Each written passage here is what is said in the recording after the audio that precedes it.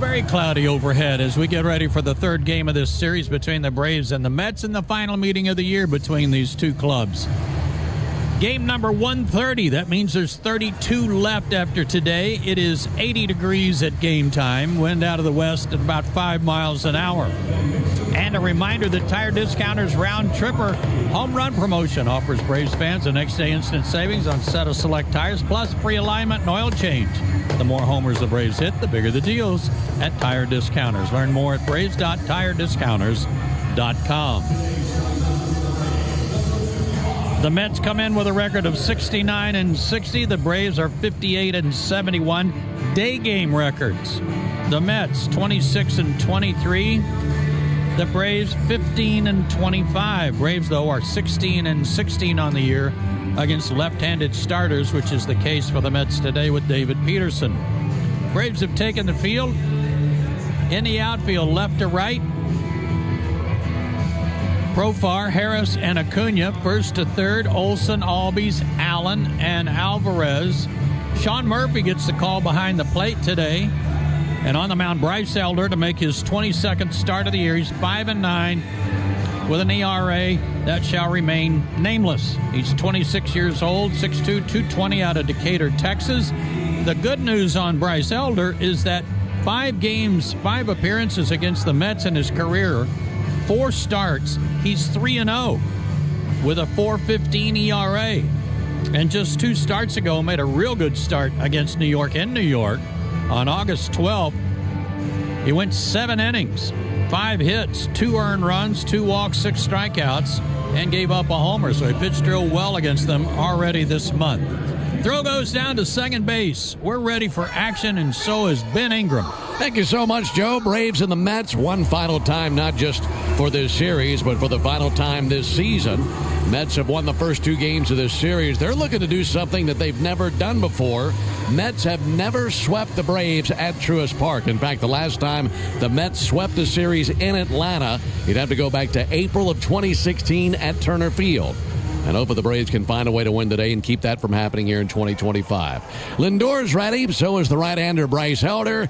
And now for the ball game. The first pitch misses outside, starting at 1:36 Eastern, 12:36 Central, and 80 degrees here at the ballpark. Very nice summer day here in Atlanta. 1-0 pitch on the way to Lindor, and he swings and skies one foul. That'll land in the seats down the third baseline, about 6 rows back to the Mets dugout. And a 1-1 count on Lindor. The time of the first pitch brought to you by Schumann Farms. Look for real sweet brand Vidalia onions from Schumann Farms in a store near you. 1-1 from Elder. Pulled foul on the right field line. Turned on that changeup. Had a 1-2 count on Lindor. Comes in as a red-hot hitter, that's for sure. Lindor with an 11-game hit streak. He has 4 hits in this series. In fact, he's batting .489 in the midst of this 11-game hit streak. And it's a high pop-up. Shallow right field. Ozzie Albies drifting back. That ball comes on down into his glove for the out, and 1 down. Folks, cash in on the baseball action with Prize Picks, the official daily fantasy sports partner of the Atlanta Braves. Download Prize Picks. Use code BRAVES. Get $50 instantly when you play $5. Must be present in certain states. Visit prizepicks.com for restrictions and details. Little breeze ruffling the flags out in right center field, and the sunshine beating down on the field right now. Pitch on the way to Juan Soto, and a harmless ground ball out to second. Ozzie scoops it, throws over to first base, and 2 quick outs. Not seen too many times in this series where Lindor and Soto have been consecutive outs, so that's a sight for sore eyes. Braves wearing their home white uniform tops this afternoon. White tops, white pants, red lettering, red numerals outlined in navy. Braves across the chest on top of the red tomahawk. And the Mets wearing their traveling grays, tops and pants with royal blue lettering and numerals outlined in orange, and New York across the chest of their gray unis. Pete Alonso takes the first pitch strike. Those white unis today with the sun shining, they're almost blinding. They're so white. Yeah, they're pretty bright. There's the 0-1 pitch on the way to Pete Alonso. That'll miss low. By the way, I learned something about those uniforms the other day. 1945 was the first year the Braves wore the tomahawk. Oh, is that right? Uniform, yep. Just saw that the other day. Here's a 1-1 pitch. Check swing, and he did go at a 1-2 count. So what was that, 70 years ago? Yeah. I'm glad they did. That's a good look. Iconic uniform. 1-2 on Alonso. He backs out of there. Request time. It is granted by Bill Miller. No score. Top of the first inning. Alonso 2 for 10 in this series. Has hit a home run. Takes the ball low and outside. 2-2. Braves have won each of the last 2 starts that Elder has made the start in, even though he's allowed 11 runs over his last 11 and 2/3 innings. And hoping for a good one today in the final game of this series. 2-2. Missed inside. 3-2. Altogether, the Braves are 9-12 this season when Elder starts. Sinker, slider, four-seamer, to changeup from this right-hander. And his payoff pitch on the way to Alonso. And he swings and misses. Got him with a sinker. So there's his first strikeout of the game. And that's our Gas South bringing the heat strikeout. Just like Bryce Elder, Gas South is bringing the heat with no deposits, no hidden fees, and simple natural gas plants. This difference is good. We go to the bottom of the first inning. Mets nothing. And the Braves coming up when we come back. Hey, Braves fans, sometimes. La sopita en polvo con el mejor sabor. Tú y Maggi, el secreto del sabor dominicano.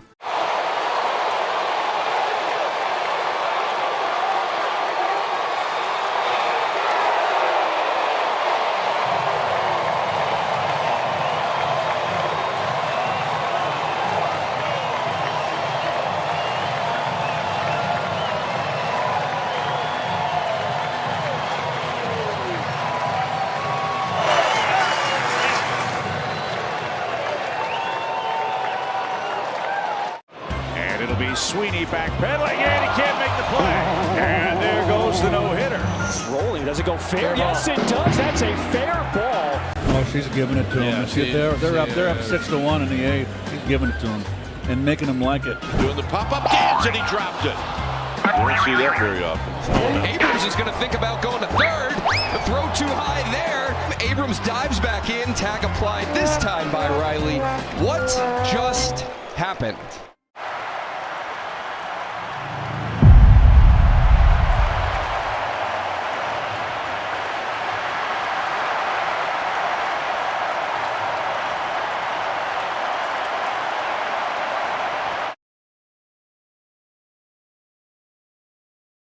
Cost reduction on the new vehicle. See dealer for details. I'm Cortland spokespug Cordy. This broadcast of the Atlanta Braves is brought to you by Cortland. Visit Cortland.com to find your new apartment or one of our next level communities. Go Braves! This is Buck Ballou reminding you to look for my podcast, Buck's Beat, twice a week on the Fan app or subscribe to the feed at 680thefan.com. Braves to the plate for the first time. No score to the bottom of the first inning. Jurickson Profar takes the ball low and inside from the lefty David Peterson. Braves seeing him yet again. Today is his third start against the Braves this season. Braves won both of the previous 2. 1-0 pitch to Profar. That's in for a called strike. Bill Miller with a good audible strike call. At a 1-1 count on Profar. It's Profar, Olsen, and Acuna here in the bottom of a scoreless first inning. And this lean lefty, David Peterson, fans a black glove in front of his face. Kicks and brings a 1-1. Profar sends it foul into the seats down the first base line. Jurickson 3 for 8 in the series. He was 0 for 4 yesterday. Had some tough luck. Go back to game 1. He drove in 4 of the Braves' 7 runs. Hitting .255 of the year. Takes the ball low and inside. 2-2. No secrets when it comes to David Peterson, not for the Braves. Very familiar with him and his arsenal. 2-2 pitch, low and outside. And Joe, while he has a deep arsenal of pitches, it's that sinker that you have to really keep an eye on when it comes to Peterson, isn't it? Yeah, his fastball is certainly good enough. Low to mid-90s, but not overpowering. 3-2 is low, and he missed with a changeup for ball 4. And that's something he doesn't do a lot of. He doesn't walk a lot of guys, but as we have seen against the Braves, Mets pitchers seem to, I'll say, rise to the occasion in the walk column. They walk a bunch of Braves. Yeah, they do. Here's the leather for New York. Mark Vientos gets the nod at first base today. Brett Beatty at second. Francisco Lindor at shortstop. And Ronnie Mauricio is the third baseman. Here's the first pitch on the way to Matt Olson. And Matt takes a first pitch strike. Jeff McNeil is in left field today for the Mets. Cedric Mullins roams center. Juan Soto out in right. Their catcher is Luis Torrens, and the pitcher, David Peterson. 0-1 to Olson. Olson swings and misses at a slider. Peterson, a big, tall drink of water. 6'6", 240, lefty from Denver, Colorado, by way of the University of Oregon. 29 years old and making his 25th start of the season. Good lead at first by Profar. 0-2, swung on and missed. Olson went chasing a slider. And Matt strikes out, one down here in the first inning. Peterson this season, an all-star for the first time in his career. He's established a record of 8-5 with a 3.18 ERA through his first 24 starts of the year. His last outing was a dandy. 8 innings against the Nationals, gave up 1 run on 4 hits, had 1 walk, and struck out 10. And the 10 strikeouts is his season high for this season. Here's the pitch on the way to Ronald Acuna. And Ronald with a line drive up the middle and a base hit past the diving Brett Beatty. Profar down to second, single by Acuna. That almost took Peterson's head off. He was flat on the ground when that thing landed in center field. And just whizzed right over his left shoulder. He's on the ground. Beatty's on the ground. The ball's in center field. That was a perfect example of throw it and duck. There's a low bridge for the 6'6" left-hander. So runners at first and second. Here's Marcell Ozuna. Chance to put the Braves on the board first. First pitch to Ozuna. There's a strike on the outside corner. This makes me think of something you said late in the game last night. Braves are down by 7 runs late, and we're already looking ahead to today. And the first thing you said was, get out there and score some early runs. Well, a chance to do that right here. There comes the 0-1 from Peterson. Ozuna swings and misses at a fastball, 0-2. That and prevent them from scoring early on.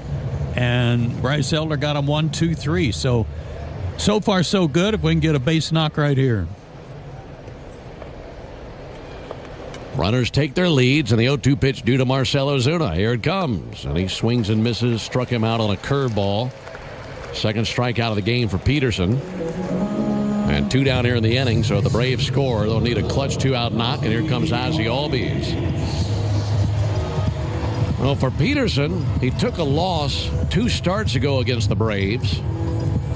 And in his career versus Atlanta, 3-5 with a 5.75 ERA. That's through 13 appearances. But of those 3 wins, none of them happened in this ballpark. 7 career appearances at Truist Park, and he's never won here. 0-3 with a 6.03 ERA. 2 down, runners at first and second. And Ozzie pulls one foul into the Mets dugout, and they go rattling around over there, getting out of the way of it, 0-1. We mentioned that sinker for Peterson when he's on lots of ground balls. In fact, he's in the 95th percentile across Major League Baseball in his ground ball rate. There's the 0-1 pitch on the way to Ozzie Albies. And Ozzie hits a pop-up, shallow center, coming in Mullins, and he'll make his way under it and squeeze it for the out. So that ends the bottom of the first inning. Braves had a walk and a single, but can't turn those into any. All right, Ryan, PSA dove in. Do we have them graded? We do. This is the first set of graded cards from the 2024 Topps MLB Network set. I'm so excited about this. Yeah. Now, they all have the same grade, or? No. So one of us will be like the highest graded card. Could be. There could be multiple. Okay, so first up, we got Mark DeRosa.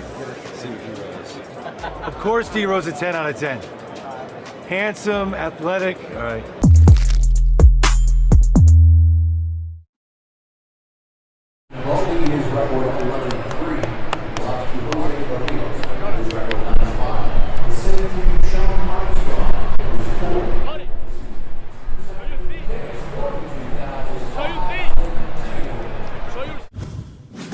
Anytime we can put on these uniforms, the same ones that those guys played before us in the Negro Leagues, it's an honor to put it on and to share this field with them. It's a piece of history, so I mean, to be able to wear it present day is honestly an unreal feeling. Once the lights are on and the anthem takes place and you're standing there on the line, it'll sink in as to what this moment really means, because I do think it's a meaningful day.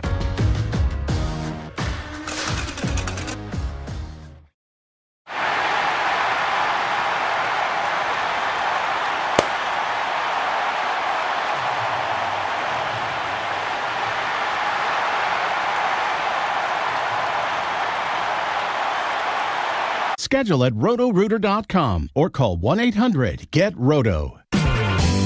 Hey, Braves fans, this is Chris Domino reminding you that Braves coverage starts 2 hours before every first pitch during the season on the radio home, the Atlanta Braves, 680 The Fan, and, of course, the Fan app. It is great to be with you on a Sunday afternoon. Braves and the Mets in the final game of this series. Alongside Joe Simpson and our producer-engineer, Jonathan Chadwick. Ben Ingram here with you at Truist Park. For the Mets here in the second, it'll be McNeil, Vientos, and Beatty. That's the middle three in their order. And Bryce Elder trying to continue what he did in the first inning as he had a 1-2-3 inning. First pitch a called strike, got a sinker over. You know, Joe, there in the bottom of the first, we were talking about what David Peterson throws. Good sinker, gets lots of ground balls. And the same would certainly be said of Bryce Elder. Here's the 0-1 pitch. And McNeil takes the ball outside. If these two guys are both on today, these infielders are going to be very active today. They're going to get a workout. Their arms better be loose. Ball at a strike on McNeil. Pitch from Elder. Pulled foul over by the Braves dugout, 1-2. I always like to see how a guy is doing in various conditions.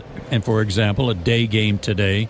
And while Bryce's ERA is much better than in regular season numbers this year. 1-2 low and inside, 2-2. He's only 3-10 record-wise in day games, and it makes me wonder. I wonder if it's because the hitters can see that sinker a little better in day games. That adds up. Here's the 2-2 pitch, pulled foul again by the Braves dugout. And we've got the lights on here already too because of the cloudy weather. 2-2 on McNeil, left-handed hitter. And one of the biggest swings in the game last night with a 3-run homer. 2-2 from Elder, missed high, 3-2. Like you mentioned earlier, the Braves have certainly had their struggles in day games this year. 15-25, fifth worst winning percentage in baseball in day games this year. Yeah, and only two other teams, both in Los Angeles, have played fewer day games than the Braves. Dodgers and the Angels. Here's the payoff pitch. Pulled foul on the right field line. McNeil batting .261 this season. He's been battling some shoulder soreness lately. 3-2 pitch, high and outside, and a leadoff walk. That'll put him down at first base. And, Joe, I'll tell you what, if the Mets are going to continue here today what they've been doing already in this series, you got to keep a close eye on McNeil. Well, their team stolen base percentage is as high as I've ever seen. Right at 90% as a team. That's incredible. And they've been running wild on the bases in this series. Mark Vientos, check swing. They appeal. Didn't go. 1-0. Yeah, very aggressive on the base paths and very successful as well. Vientos 4 for 10 in this series. 1-0 pitch. That'll be fouled off over there by the on-deck circle. In fact, the Mets have 106 team stolen bases. That equals how many they stole all of last year. Wow. So they're running a lot more. Well, still a month left. Yeah. No score, top of the second inning. Shade comes over the field. Here's the 1-1 pitch. Low and inside, 2 balls and a strike. Well, what you hope for here is the obvious, a ground ball to try to turn 2. And the good news about that is the Mets have hit into 103 double plays this season. That's the second most of any big league team. Here's the 2-1 pitch on the way to Mark Vientos. Low and inside, 3-1. Only the Blue Jays have hit into more double plays than the Mets. They've hit into 106 of them. Interesting. I wonder if that part of that is attributable to the turf that they play on at home that's faster. That's a good point. 3-1 to Vientos, and a fly ball to deep left center field. In pursuit, Profar spins, and it's over his head, and that is over the wall. And it's a 2-run homer for Mark Vientos, who goes deep again here in Atlanta. Vientos homered twice last night, and he's homered again today. And it is 2-0 Mets, so they continue to mash the baseball here in Atlanta. Okay, answer a question for me, if you will. He hit 2 homers last night, and he dropped a spot in the order to a guy who also hit 2 homers last night. I'm not sure why you got to drive him out of the cleanup spot, because he goes deep again. Right. Got a breaking ball that didn't have much on it. The Mets have now hit 35 home runs in their last 15 games.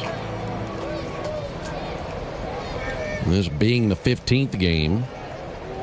Here's Brett Beatty. Bases empty. And a ground ball up the middle. Glove back of second by Nick Allen, who glides to his left, gloves and fires.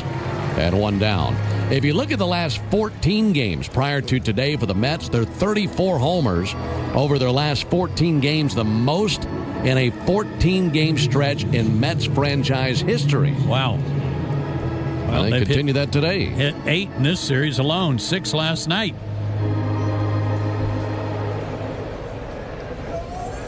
Is that correct? 6 last night? It was 6 last night. Ronnie Mauricio, check swing. He did go as they appealed down to Roberto Ortiz at third. That homer by Vientos is 12th of the year. And the 20th allowed by Elder. 0-1, check swing again. Another appeal, another strike, 0-2.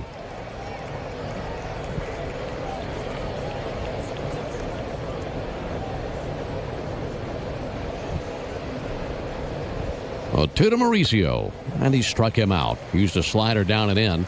Made very quick work of Ronnie Mauricio. And 2 down here in the second inning. Folks, only the original Louisiana brand hot sauce is bold enough to be the official hot sauce of the Atlanta Braves. The original Louisiana brand hot sauce.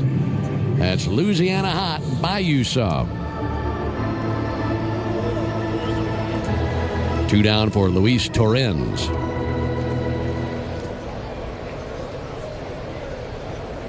A 2-run homer by Mark Vientos. Let's put the Mets on top. There's a called strike. Coming in, these Mets have been hot. They've won 5 of their last 7. There's a called strike. So in their last 7 games plus today, they've scored 48 runs. And they have here lately increased their lead over the Reds for that 3rd wild card spot by 2 games. They come into the action today with a 2.5 game lead over Cincinnati. There's a ball low.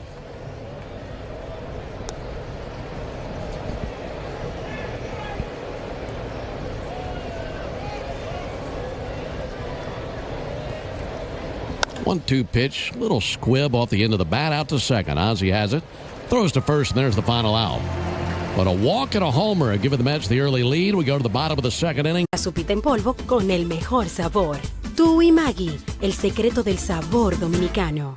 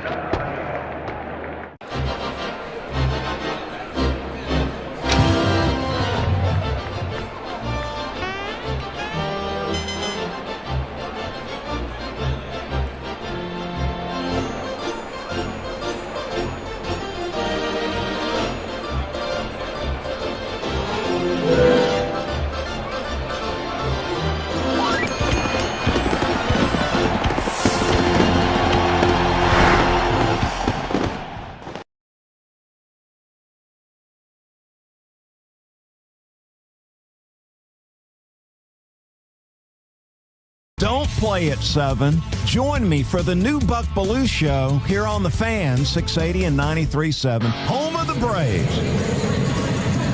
Into the bottom of the second inning, it's a 2-0 lead for the Mets. And as Michael climbs in, let's pause 10 seconds for station identification on the Braves Radio Network. Every Atlanta Braves game, live on the air and streaming free on the app. WCNN North Atlanta, a Dickey broadcasting station. The Fan. Michael Harris leading off for the Braves here in the bottom of the second. First pitch from Peterson, and he's swinging on a big two-hopper out to first base. Clubbed by Vientos. Underhand toss to the bag. Close play, and they got him by just an eyelash. Harris came across the bag, signaling safe, thinking he could influence the call of Chad Fairchild, but they just didn't get him. It's Vientos' third start at first base, and he was very careful and slow, deliberate with that underhand toss, and that almost allowed Michael to get there first. One down for Nacho Alvarez. By the way, it's the Toyota Stolen Base Challenge inning. Nacho with a couple of doubles the other night and then hit another double last night. Takes a called strike here, 0-1. If the Braves steal a base here in the bottom of the second, our contestant Elise Sparenberg will win $200 in free Marathon gas cards. Paul Owen inside. Just like Elise did, you too can enter the Toyota Stolen Base Challenge by visiting Braves.com/Stolen Base Challenge. 1-1 on Nacho Alvarez. Lefty Peterson brings it. Big swing and a miss over the top of a curveball, 1-2.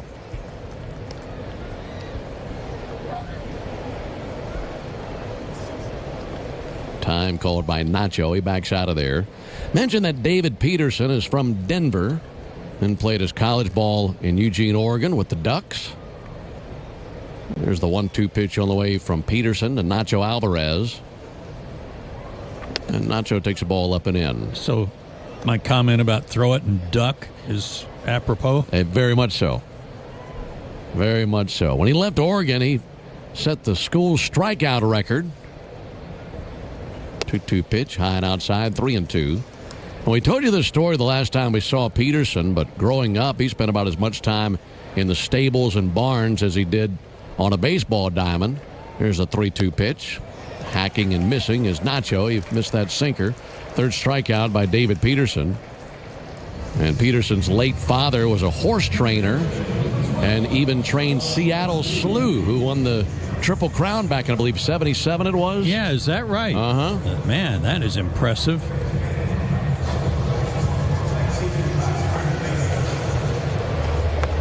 You'd have to find a mighty big horse to get Peterson on. Pitch misses high. Yes, you would. 6'6", 240. Need a Clydesdale for David. Reminds me of something about Seattle Slew when I was with the Mariners. 1-0 pitch. Murphy swings and misses, 1-1. My partner, and now in the Hall of Fame, the late Dave Niehaus, was always wearing very flamboyant sport coats. And Bill Mazeroski, our third base coach, one day told him that isn't Seattle Slew cold today? It's like you stole his blanket. 1 ball and 1 strike on Sean Murphy. And Murphy with a little busted bat blooper in the left. He'll take it all day. He's got his second base hit of the month. And that ends an 0-for-24 stretch for Sean Murphy. Put a little bit of Gorilla Glue on that bat, as that is another Broken Bat brought to you by Gorilla Glue. For the toughest jobs on planet Earth, the official sponsor of Broken Bats is Gorilla Glue. 2-out single. He's got to be thinking, man, I'd forgotten directions to first base with the kind of slump I'd been in. Finally. It was the longest active in the National League. There's Nick Allen. Allen shows bunt, missed it, snap throw down to first, and back in with a dive, Sean Murphy. 2-0 Mets, bottom of the second. A runner at first, 2 down. By the way, the last time we were in Seattle, it was early last season, I'd have taken a horse blanket. It was pretty chilly. You remember that? Yeah. It's freezing. Yeah. We had to call down to the clubhouse and request coach. That'll be sin foul.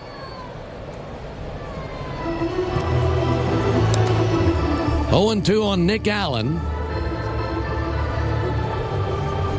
Mets got a 2-run homer by Mark Vientos. And it was Vientos' third home run of this series. Hit 2 last night. 0-2 on Nick Allen.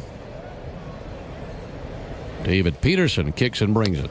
0-2 right there. Got him looking. Fastball perfectly placed, and that ends the bottom of the second. Braves get a 2-out single by Sean Murphy, but they cannot score. We advance to the top of the third, 2-0 Mets. Excellence. It's what...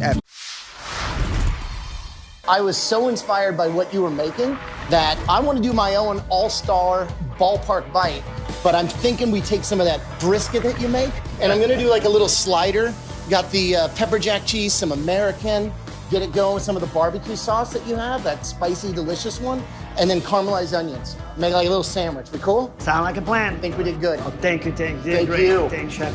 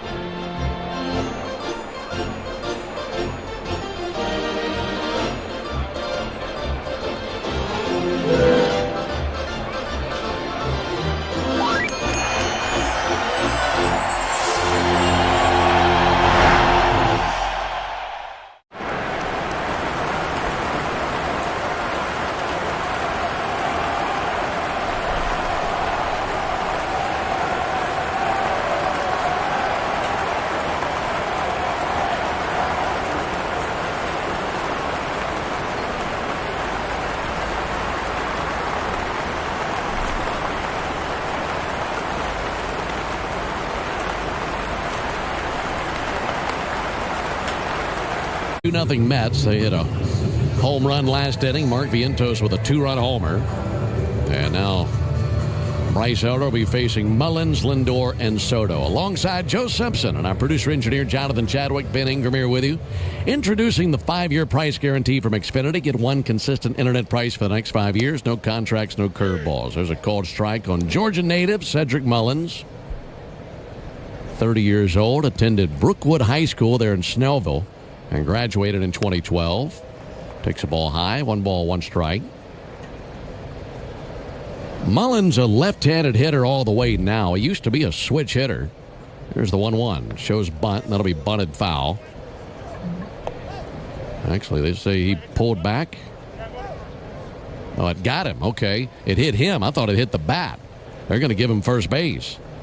And they appealed down to third base to see if his bat was still committed for the swing. Apparently he pulled back. Didn't that happen to him early in game? No, he brought it back. His foot was almost out of the batter. And now he's on first. So it hit his foot, so it's a hit by pitch. That flips the order for Francisco Lindor. Batting for the second time today. Mullins goes. First pitch high and wide. Murphy can't make the exchange, and it rolls back towards the backstop. But Mullins went into second head first, so he stops there with a stolen base. And the Mets have a runner in scoring position on the 18th stolen bag for Cedric Mullins.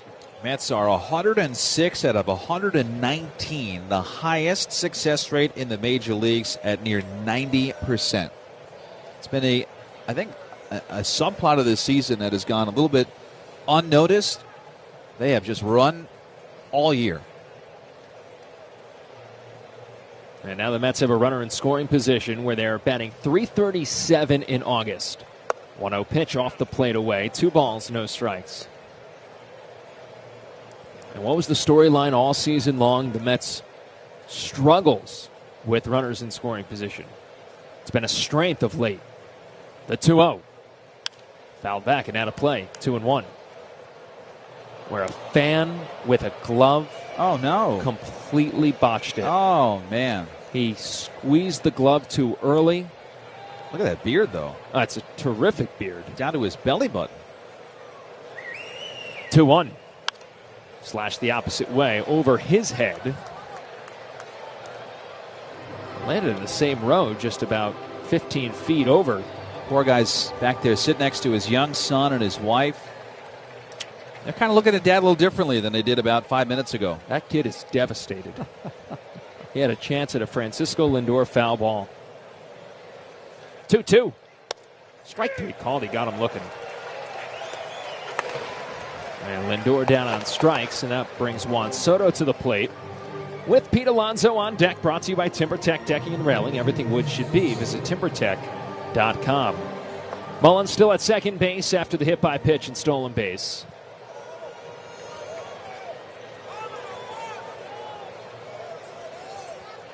First pitch to Soto. Off the plate away. 1 ball, no strikes. Soto's 0 for 1 today. Grounded out to second in the first. Now 3 for 6 in his career with a home run against Elder. The 1-0. Outside. 2 balls, no strikes. Talk about the Mets' success hitting the long ball over the last 2 weeks. Soto has 7 of them. And for Elder, he has been bit by the home run ball quite a bit this season. He's now allowed 20. 2-0. Called strike on the outside corner. It's 2-1. Elder's career high in home runs, that was 19 in 23. But he did it having thrown 60 more innings than he has this year. 2-1 is high. It's 3 balls and 1 strike. Now, we are kind of confused as to what has happened to Bryce Elder, who was an all-star not too long ago and has had now back-to-back seasons of poor results. 3-1 on Soto. Elder ready. Checks on Mullins. Kicks home. Misses high. Ball 4. 103rd walk for Juan Soto in 2025. Mets with a couple of free base runners. And first and second with 1 out for Pete Alonso. Listen to Meet at the Apple, the Mets official podcast presented by PC Richard & Son. Join hosts Vito Calisi and Jonathan Barron for exclusive access to the Mets, plus regular manager interviews with Carlos Mendoza. Subscribe on Apple, Spotify, and the Mets YouTube channel. Here's Pete. First pitch. Called strike. It's 0-1. The biggest thing with Elder right now, you look at the numbers, fastball just doesn't have the same type of life to it. He never threw particularly hard, right around 91, 92 miles per hour, primarily using his sinker. The 0-1, called strike. It's 0-2. But that pitch came in at 93 miles an hour. That's just not the velocity that they've seen from him. It's been closer to 89.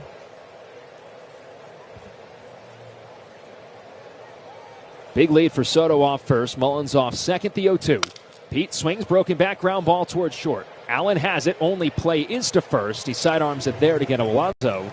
Mullins to third. Soto to second. 2 away.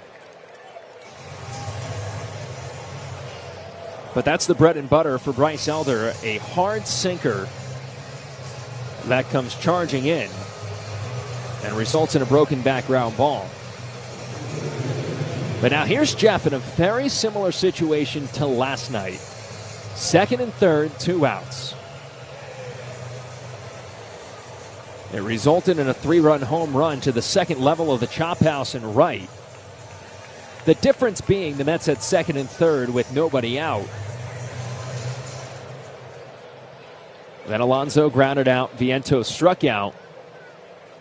And that brought Jeff to the plate with 2 outs.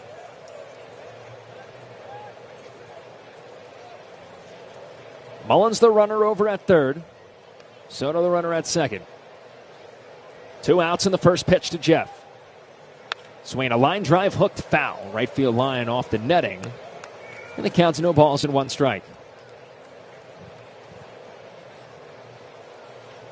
Jeff has great numbers in his career at Truist Park. A .365 lifetime average over 36 games. 4 home runs. 2 of them came last night. The 0-1. Swung on, slashed the opposite way, foul into the lower seating area. It's 0-2. Scoreless game, 2-0 Mets, top of the 3rd inning.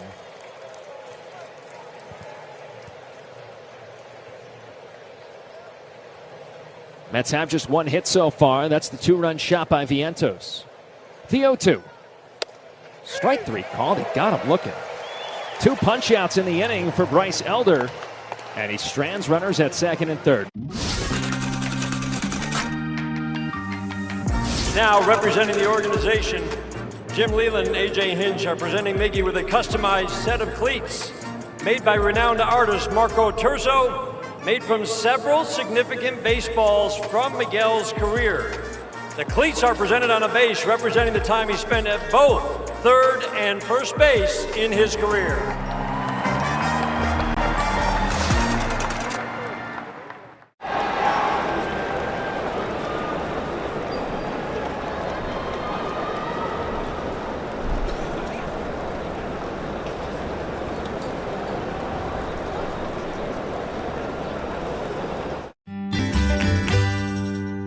friends at Ridgewood be the full-service banking partner you can count on to support you in your financial journey. Visit ridgewoodbank.com to find out more. Member FDIC, Equal Housing Lender. Play the newest scratch-off games from the New York Lottery. Gambling problem? Call 1-877-8-HOPE-NY. Bottom of the third inning, Mets lead the Braves 2-0. David Peterson back to work. He'll face the top of the Atlanta order: Jurickson Profar, Matt Olson, and Ronald Acuna Jr. Peterson's first pitch. This is high, 1 ball, no strikes. Profar walked in his first plate appearance, stranded over at second base. Peterson, more than windup, drives home and swung on and hit on one hop towards second, right at Brett Beatty, who sidearms it on to first for the out. Yeah, there's one away. Matt Olson next to the plate. We're coming to you live from the Bigelow Tea broadcast booth. Bigelow Tea, grab a mug and tea proudly. Matt Olson's 0 for 1. He went down on strikes. 10th time that David Peterson has struck out Matt Olson in his career. First pitch is down and away. It's 1 ball, no strikes.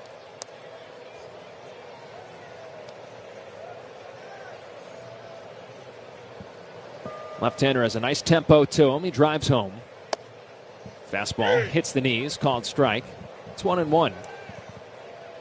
Olson, as we told you, playing in his 750th consecutive game. 1-1.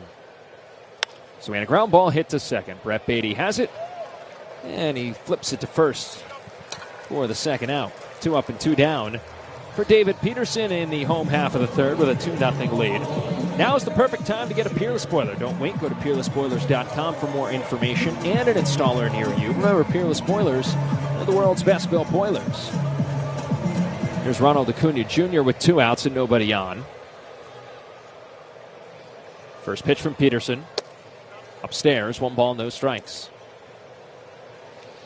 Acuna singled back up the middle in the first inning on a ball that nearly took the head off David Peterson. Next pitch. Foul back to the screen. Counts 1-1. Fortunately, David was able to hit the deck. But you could see his reaction when he was slow to get up. That is a blink of an eye, and that baseball is right back at you. 1-1. Inside, 2 balls, 1 strike. They do appeal. No offers is Chad Fairchild. Left side of the infield plays Acuna straight away. Beatty slid towards the middle on the right side. Next pitch is waved at and missed. It's 2-2. 4 strikeouts overall today for David Peterson. 2 in the first, 2 in the second. Left-hander's ready to go. He winds, kicks, and delivers. Swing and a miss. He got him. Climbed the ladder with a fastball. Acuna down on strikes. Strikeout number 5 for the left-hander in his first 1-2-3 inning of the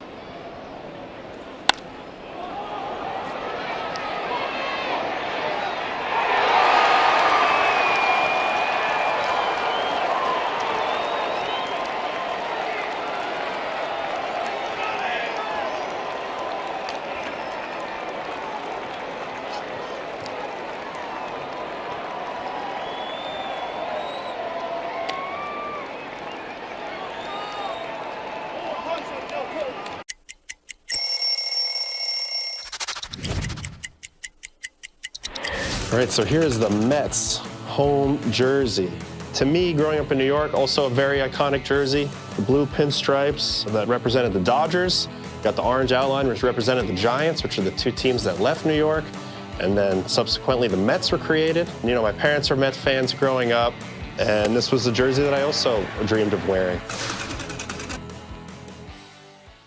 Biggest thing we're bringing is a brand new Tony Gwynn drop I did with his estate. So we just signed a deal at therealist.com to actually go through his entire archives, present them, and auction them off. And to announce it, we did this limited edition 1994 The Lost Season card. Because, you know, between August of 93 and May of 95, Tony Gwynn batted .406 in 162 games. So in the back, we have the stats of what could have been.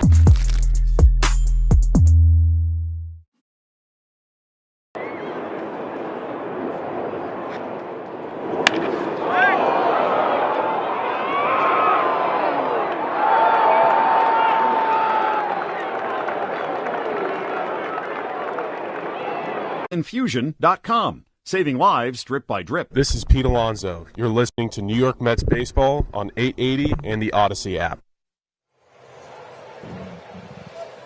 Back in Atlanta, top of the fourth inning, Mets lead the Braves 2-0, and Mark Vientos leads off against Bryce Elder.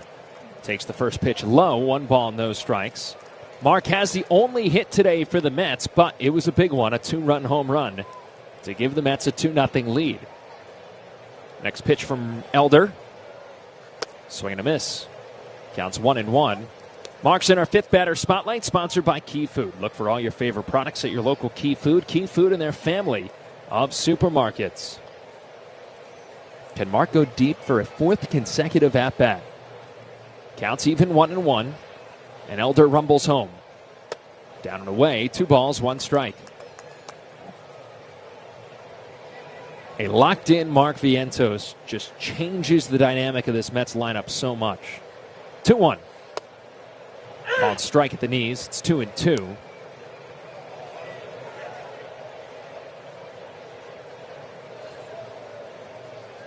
Elder looks in for his sign, drops the glove to the belt, and delivers. Strike 3 called, got him looking. Oof. That was about as perfect as a pitch you could throw. It was on the outside corner at the knees, but on the outside of the box, just grabbing a piece with a seam. I mean, that was lethal. So this one pitch to put away a hard hitter, I think that was the only one he could throw. 5th strikeout for Bryce Elder today. Here's Beatty. First pitch. Down low, 1 ball, no strikes. This is the top of the 4th inning, sponsored by Cars for Kids. 877 Cars for Kids. That's Cars with a K to donate your car today. 1-0. Beatty shows bunt and pushes it towards third, but foul. Counts 1-1. It's not a bad idea by Beatty. Nacho Alvarez, the third baseman, was giving it to him. In fact, he still is. Playing a couple of steps from a traditional shortstop position, and even with the bag. The 1-1. Beatty does not square and takes 2 balls, 1 strike.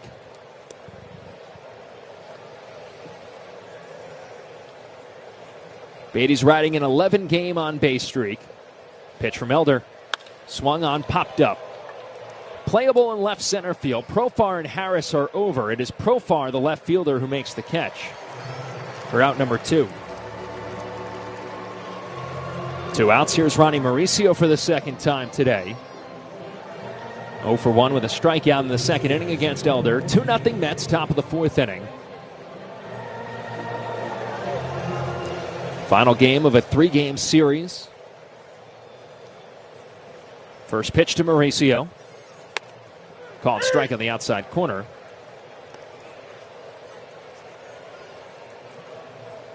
Ronnie came in late last night as a defensive replacement. The 0-1. Swinging a hot shot line drive into right field, a base hit. Second hit of the ball game for the Mets. And for Mauricio, a 2-out single brings Luis Torrens to the plate.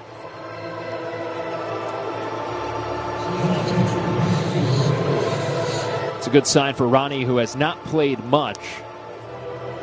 Been the odd man out with the way that Beatty, Vientos, Marte, McNeil have all been swinging the bat. Just hasn't been a spot for him. But he leads off first with Luis Torrens at the plate. Elder turns, throws to first. Mauricio back with a dive. An emphatic safe call from Chad Fairchild.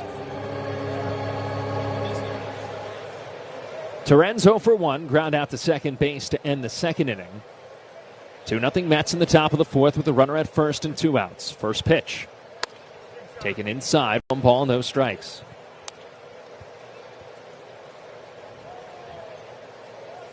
Torrens missed the last 3 games.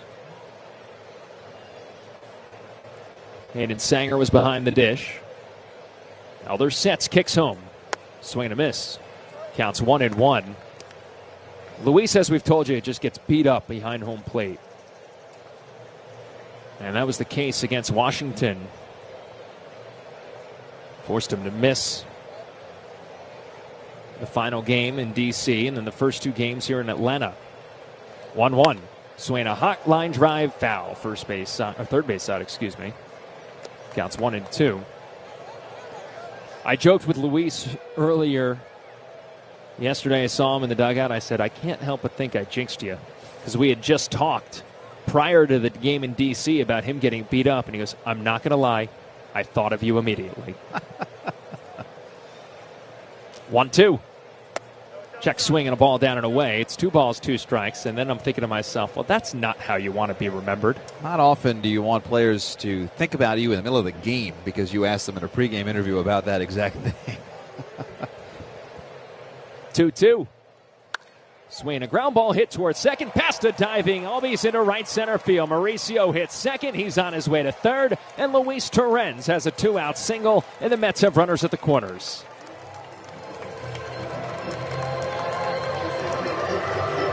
Usually when you're the rules of pregame chatter and topics with players, my only thing is if a guy's going well, oh yeah, that's the only time you steer clear. Hey, blah, blah, blah, you're really crushing the ball lately.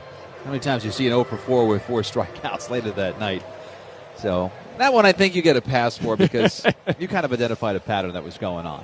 Here's Cedric Mullins with runners at the corners. First pitch.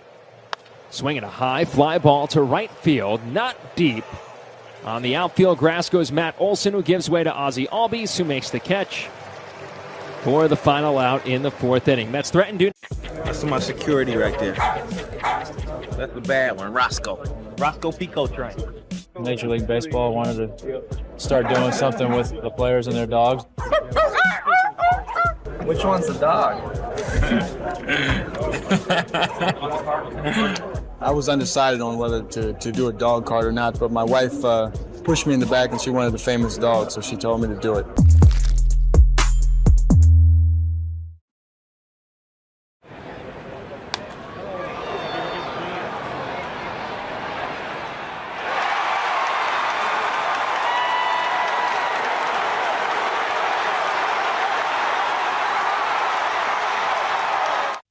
Wow. It's like an Academy Award came to life.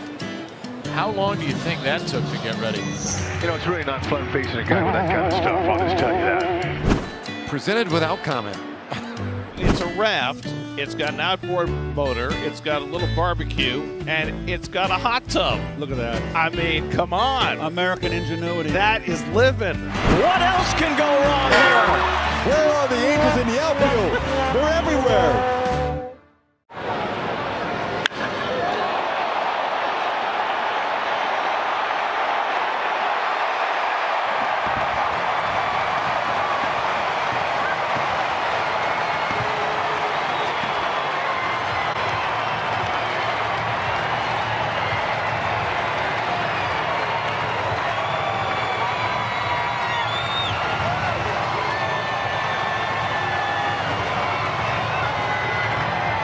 We'll install your windows for you. Schedule measuring and replacement today. Visit a Riverhead Building Supply location, call, or visit rbscorp.com.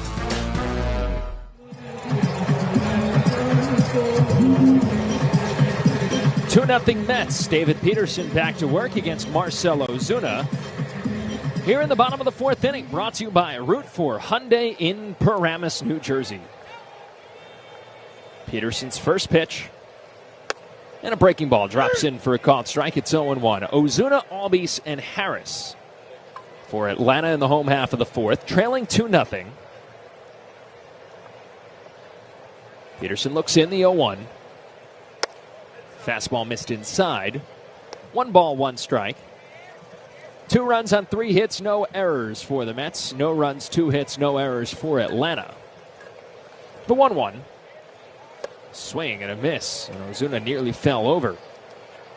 Chased a ball in the dirt. It's 1-2. When you ask folks around the success of David Peterson, it's success in and out of the zone. 1-2. Outside, 2-2. He's not afraid to pitch to contact. Not afraid to challenge hitters, but also gets chase. 2-2. Upstairs, 3-2.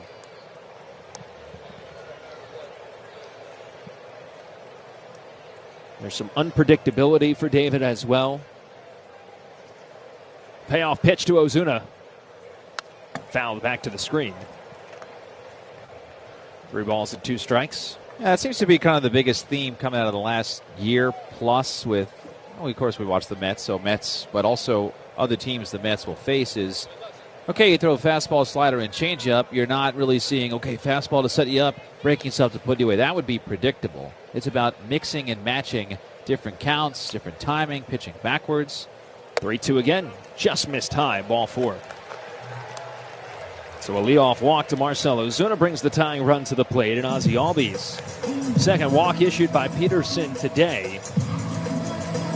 Now Albies 0 for 1 to the plate. Pace of the game brought to you by Optimum Fiber. Don't take slow for an answer. Got underway about 55 minutes ago, so far so good. Peterson from the stretch. First pitch to Albies. Outside corner called strike, and a very friendly strike call from Bill Miller.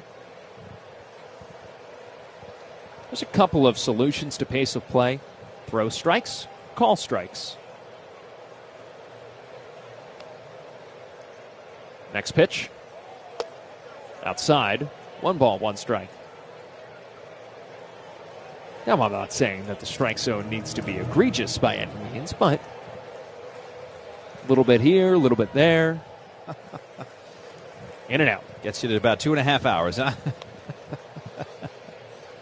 Peterson's 1-1. Tap foul back to the netting. And it counts 1 ball and 2 strikes.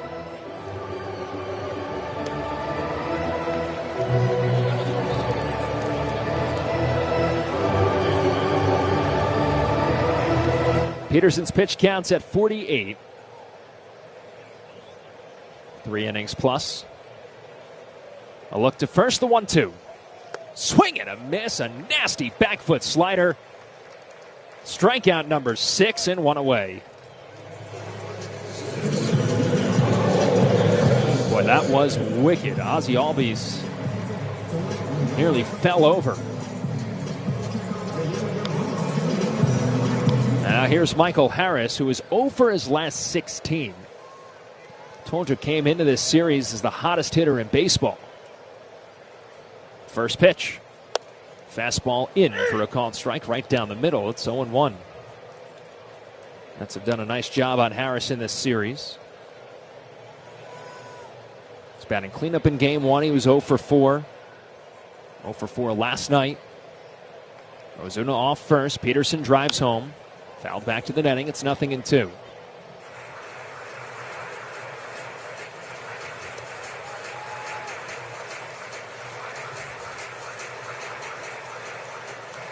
Peterson had a 10 strikeout game against Washington. He has 6 already. And he's ahead in the count, 0-2. He's ready. Pitch. Swinging a fly ball. Playable left center field for Mullins and McNeil. And it is McNeil who makes the hat-high catch for the second out.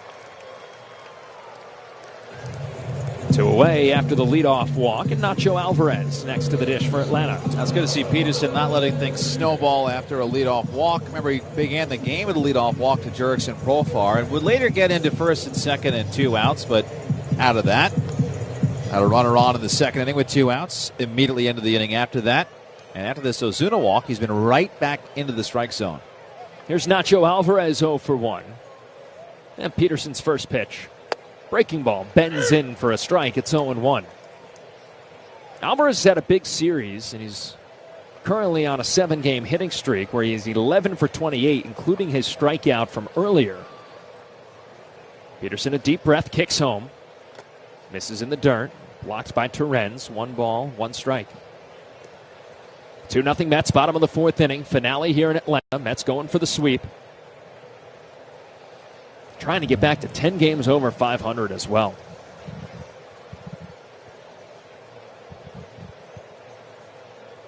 One pitch.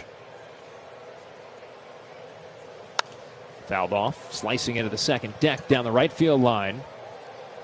And it counts 1 ball and 2 strikes on Nacho Alvarez.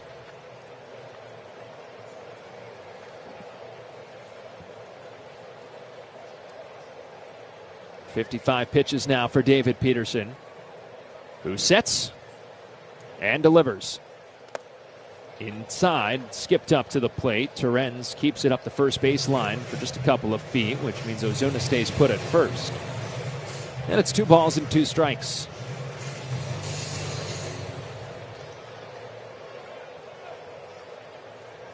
Ozuna, after the leadoff walk, leads off first base. 2 outs in the inning. Peterson ready. And the 2-2.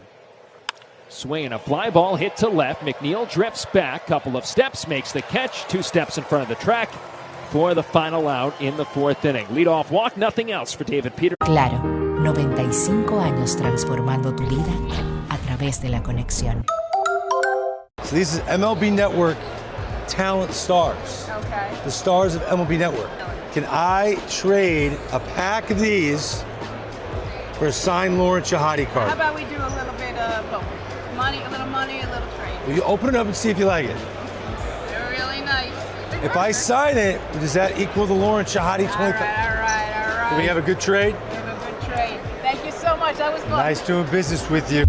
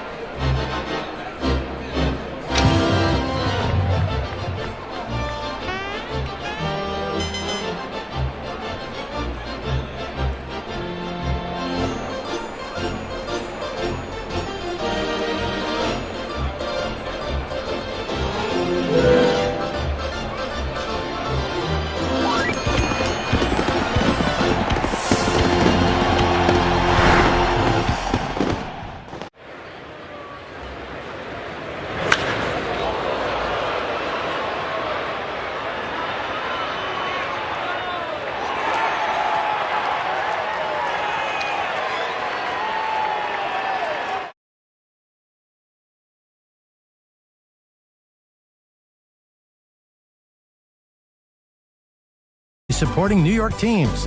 Let's go Mets. This is Juan Soto. You are listening to New York Mets Baseballs on 880 and the Odyssey app. 5th inning in Atlanta. Mets lead the Braves 2-0. Keith? Top of the order for the Mets, 3rd time through. It'll be Lindor, Soto, and Alonso. Mets have had another big swing today, but they have left a couple men on base so far. First pitch to Francisco is lined toward right at Acuna. Makes the catch, leaning forward. Picked it up right off those yellow cleats he's got in right. So 1 pitch and 1 out on the sinking line drive for Lindor. And bring up Juan Soto. The Mets have left 4 men on so far. 0 for 4 with men in scoring position. So without that Vientos home run, they'd be kind of going, okay, we've had our chances against Elder, but not the big swing. Well, there have been a lot of big swings lately from this Mets team. 2-0 New York. Here's Soto. Walked his first time. Pitch. In for a strike, and it's 0-1. I brought this up earlier today with Carlos Mendoza about Soto's just ability to get on base with his walks. Here's the 0-1. Missed away. 1 ball and 1 strike. Yesterday, of course, talk about McNeil, 3-run home run. Alonso, his 2-run home run. Well, Soto was on base for both of those. The 1-1. Bounces up there, and it's 2 balls and 1 strike. And as we talk about analytics and spin rates and baseball savant and percentile this, percentile that, the ability to just simply get on base is the most valuable thing to a team. The 2-1, taken down and in, 3 balls and 1 strike. So, as we found out, people will pay handsomely for that skill. Soto's at 103 walks, not to mention 7th in baseball in home runs, 10th in OPS. Runs scored, he's in the top 10 in that category. 3-1, swing and a miss. Went after that one, but came up short, and it's 3-2. Behind Soto, it's Alonso and McNeil. Meat of the order, presented by the Chef IQ Sense. Payoff from Elder. Hit on the ground towards second. Grab behind the bag by Allen. Shortstop throws over to retire Soto. And there are 2 away. Chef IQ Sense is a cooking thermometer that pairs with your phone and ensures you never overcook or undercook your chicken, fish, or meat again. Buy one at chefiq.com. Mets 2, Braves 0, top 5. Scoreboard update brought to you by the New York Lottery. Play the new scratch-off games for your chance to win. Gambling problem? Call 1-877-8-HOPE-NY. Pitch to Pete, fouled off the umpire's foot, and it's 0-1. Philadelphia still up on Washington. 2-0 Phillies in the bottom of the third inning. Again, Rangers Suarez, so far so good for the Phillies. Jake Irvin, not so good for Washington. 0-1. Miss low, 1 ball and 1 strike. He's out of the game already after 2 1/3 innings. And Washington's into their bullpen. Here's the 1-1 to Pete. Rip, but pulled foul down the third base line. Settling in the bottom section of seats downstairs. And it's 1-2 on Alonso. Kansas City, who on the American League side is 3 out of the wild card, is up on Detroit 6-1 at the top of the fourth. Vinny Pasquantino's homered in 6 of his last 7 games. Pitch. Bouncing ball hit to short. Allen slides to his left, vacuums it off the dirt, and throws out Alonso to help Elder work a 1-2-3 inning. Middle of 5 at Truist Park.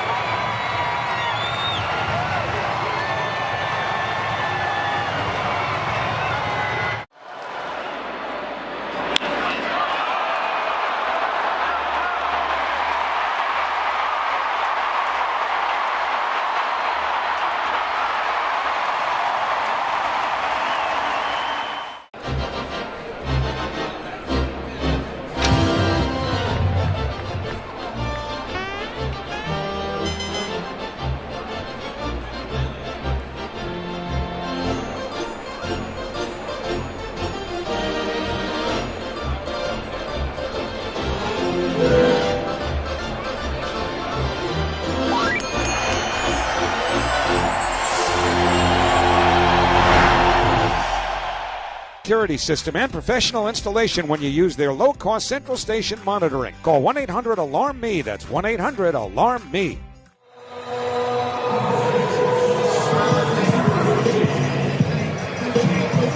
Back in Georgia, under sunny skies, we go to the bottom of the 5th inning. 2-0 Mets to lead over the Braves. Murphy, Allen, and Profar 8, 9, and 1 for David Peterson, who's at 57 pitches.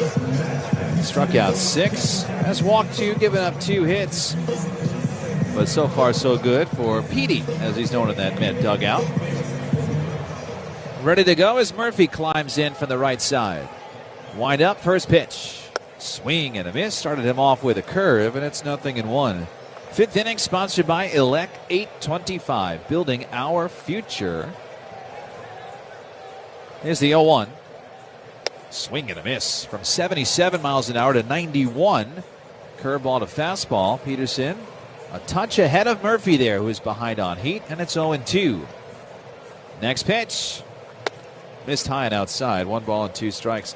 Speaking of the future, tomorrow the Mets will go to Citi Field and continue this 16 games in 16-day stretch against Philly, and Kodai Senga will pitch tomorrow. 1-2, check swing, ball in the dirt. Look, at first he went around.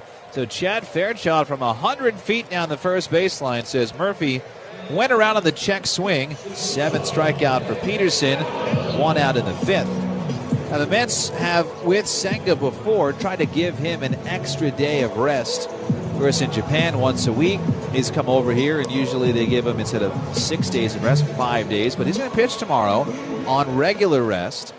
Everybody will stay in line.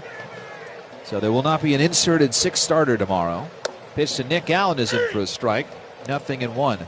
But something happened in a AAA today. Brandon Sproat, scheduled to start, will instead come out of the bullpen. 0-1. Peterson misses inside. 1 ball and 1 strike. That is a precursor to him coming up here at some point this year. They're going to see what it looks like. He's a starter, but if he comes up here, he'll probably come out of the bullpen. 1-1. Lifted right side of the infield. Vientos backpedaling next to Beatty. Beatty takes over and makes the catch for the second out. So that means Sproat's going to pitch out of the bullpen and be up tomorrow, and here we go. It's just as simply, it is, I guess you'd say, where there's smoke, there's fire for that. And they do that because if they want to bring him up here to make a spot start, they put an opener in front of him, so they just shy him away from the first 3 hitters. That's usually how you get a guy's feet wet. Pitch to Profar. Swing and a miss. 0-1. 2-0 Mets in the bottom of the 5th. They did that with a lot of people. Did that with Nolan McLean. Did that with Justin Hagenman and Brandon Waddell when they were down at AAA. 0-1. Hit hard to third. Knocked down by Mauricio. It's at his feet, and he can't pick the ball up. Profar is safe. Mauricio, I think that thing bounced up and hit him right near the belt, and it stopped behind his feet. He went back to pick it up, but at the same time he went back to pick it up, he looked at the runner Profar, and I think taking his eye off of the baseball and looking at Profar and looking back, it just never quite got it. And again, it hit him, it looked like underneath the belt, so he's slowly making his way back to his position. Yeah, it hit him on the heel of his glove and then popped up. It hit him in the hand. They did give him a single. It was 104 off the bat. Throw over to first base, and Profar back in standing. Matt Olson up. Not an easy play, but Lindor did go over and talk to Mauricio either way in between. Make sure everybody's okay. Olson 0 for 2. 2-run game. Pitch. Swing and a miss. Late on 93. And it's 0-1. That 93-mile-an-hour fastball. Sponsored by Spectrum. Life moves, and so should your connections. Get fast and reliable speeds on the network that moves with you. Spectrum. Mets 2, Braves nothing. Last of the 5th. 2 outs, man at first. Another throw over. And Profar just gets back in with a dive. Profar has stolen 6 out of 7. And remember, he's only played in 49 games. He takes an even bigger lead here because Peterson has thrown over twice. 0-1. Profar leaning. Pitch. Swing and a miss. Up and in, and it's 0-2. That time Peterson lifted the leg and held it for a beat and then threw home. That hold there held Profar at first base and bought David a little bit of time, because if Profar went, he could lift his leg up high enough and go. That is really hard to do. A lot of body control there, a lot of trust. So here we go. 0-2 on Olson. Profar runs, pitch on the way, and it's hit toward first, but foul outside the bag. Vientos, who was holding the runner on, was in the spot where he was closest to that ball, near first. It was reached to his left, but it hooked by him. No chance to make the catch. And Profar will go back. Peterson is the best Met at holding runners on. Certainly best starting pitcher holding runners on. And he is born a lefty, which only about 10% of the population is born left-handed. So that is the natural advantage that you have, because you are simply looking at the danger in front of you. Luis Torrens goes out to talk to Peterson.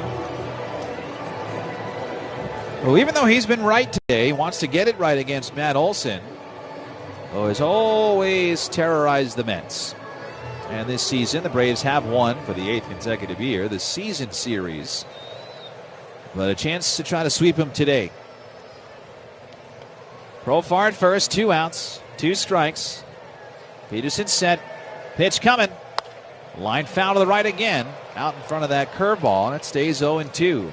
Keith, you mentioned Brandon Sproat today, AAA, 3 2/3, 7 hits, 7 runs. 5 of them earned, 2 walks, 4 strikeouts out of the pen. Yeah, there you go. I wasn't sure exactly when they're going to start today, so that is good, because it happens there and not happens up here. It's all part of it. Peterson set, Profar with his lead. Here's the pitch. Down and out. It's 1 ball and 2 strikes. And even though the results maybe are pretty ugly for Brandon Sproat, it's just the feeling of not being the first inning guy. You have to change your whole routine. And that's what the Mets want to experiment with Sproat. Another try at it. 1-2. There goes the runner. Pitch is caught on and missed. He strikes out Matt Olson, who fires his bat in frustration into the dirt. David Peterson, with his 8th strikeout, has thrown 5 scoreless in Atlanta. 2-0 Mets to the 6th on Odyssey Mets Radio, powered by the all-new Nissan Murano.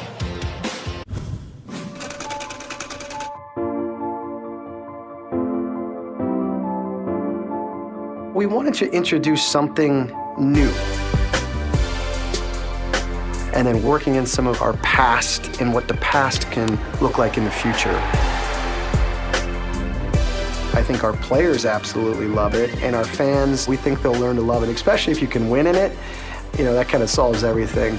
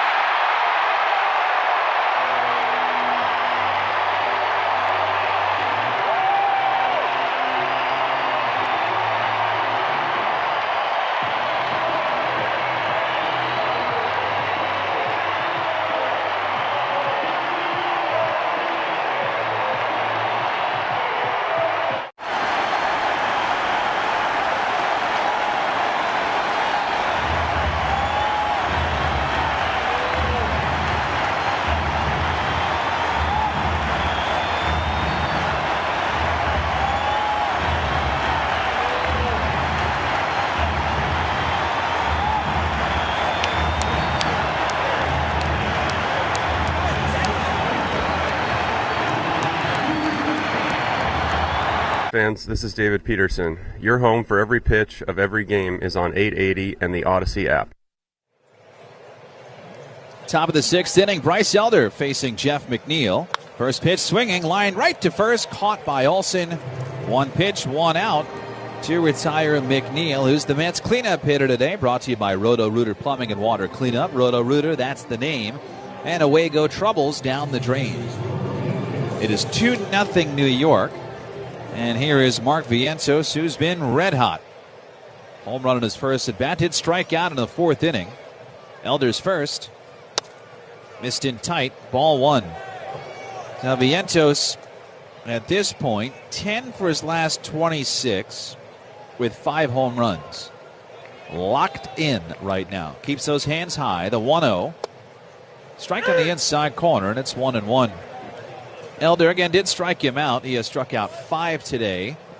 2 runs on 3 hits. Not a bad start for Bryce Elder. The windup and the 1-1. Missed down low. 2 balls and 1 strike.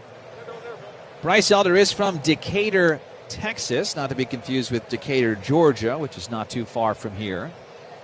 But he was the Friday night guy at the University of Texas in Austin. 2-1. Missed inside. 3 balls and a strike. And the guy on deck, Brett Beatty, when he committed to Texas, of course, you got to go and visit. He said, I remember Bryce Elder. He was the big dog. When you're the Friday night guy for a big program like that, you are the man. 3-1. Ground ball hit toward third. Alvarez waits on a nice hop. He's got it. Slings across and gets Vientos for the second out.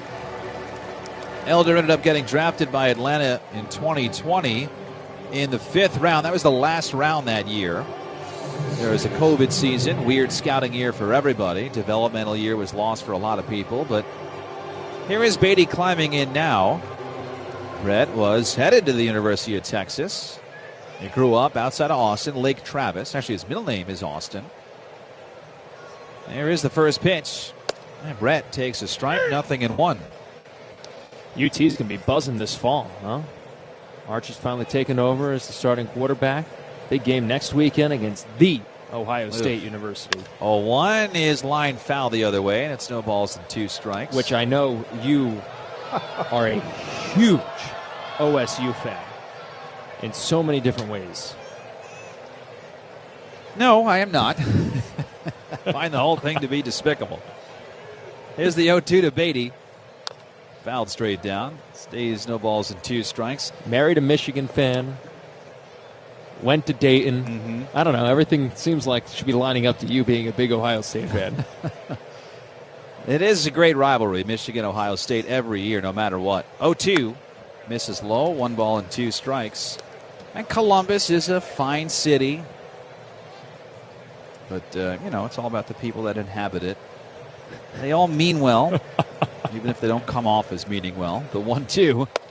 Missed inside. 2 balls and 2 strikes. And growing up on Long Island, truly in New York, college sports don't really mean anything unless St. John's is good or Rutgers has an okay year. I mean, it doesn't mean anything till you really get west of Pennsylvania. 2-2. Fouled back. And going to college in the Midwest, you'll immediately learn that Saturdays mean so much to so many people. College football, college basketball. And down here, I was just talking to some local people. The Falcons they don't really care that much about the Falcons down here. 2-2 is rolled over foul. I don't mean they don't care about them, but Georgia football, SEC football are more important than Atlanta Falcons football, which is not what East Coasters would imagine. Yeah, no question.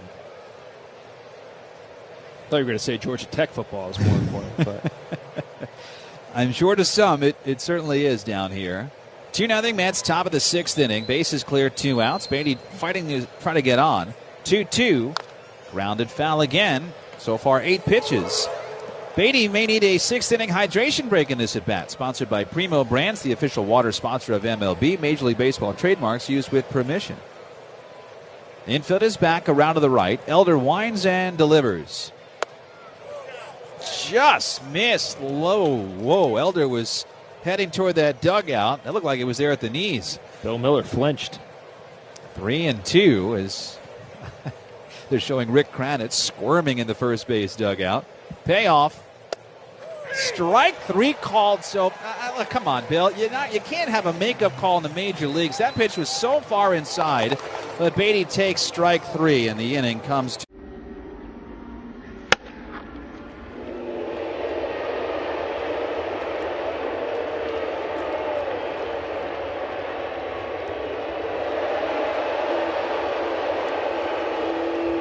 Well, we certainly served it up over the plate. This is a burger fit for a home run king, the 99 burger in honor of Aaron Judge. They sell a bazillion of these at Yankee Stadium. It looks pretty good. I feel like we passed the test. What about you? I think so.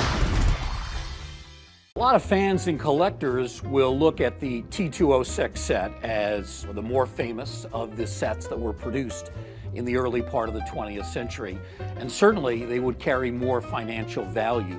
But when you talk to collectors, some will tell you that these T205s are actually more physically attractive. They're maybe the most physically attractive cards produced prior to World War II.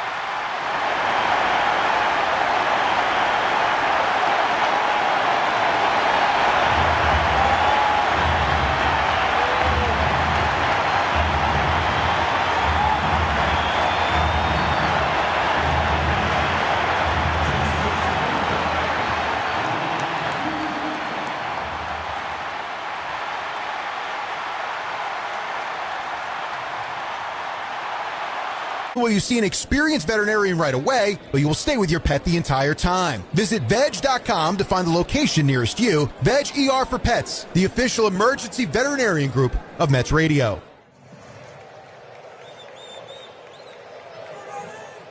Bottom of the 6th inning, Ronald Acuna Jr. swings and fouls the first pitch straight back to the netting. Strike 1.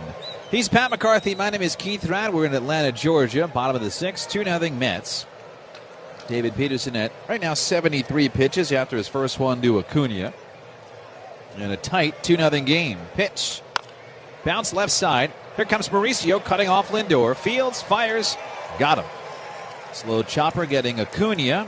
And there's one away.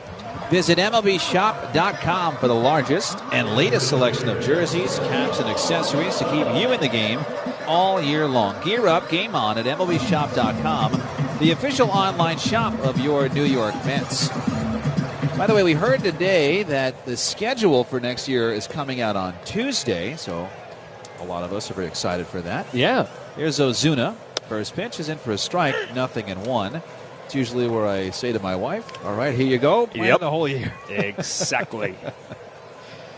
0-1 on Ozuna, 2-0 New York.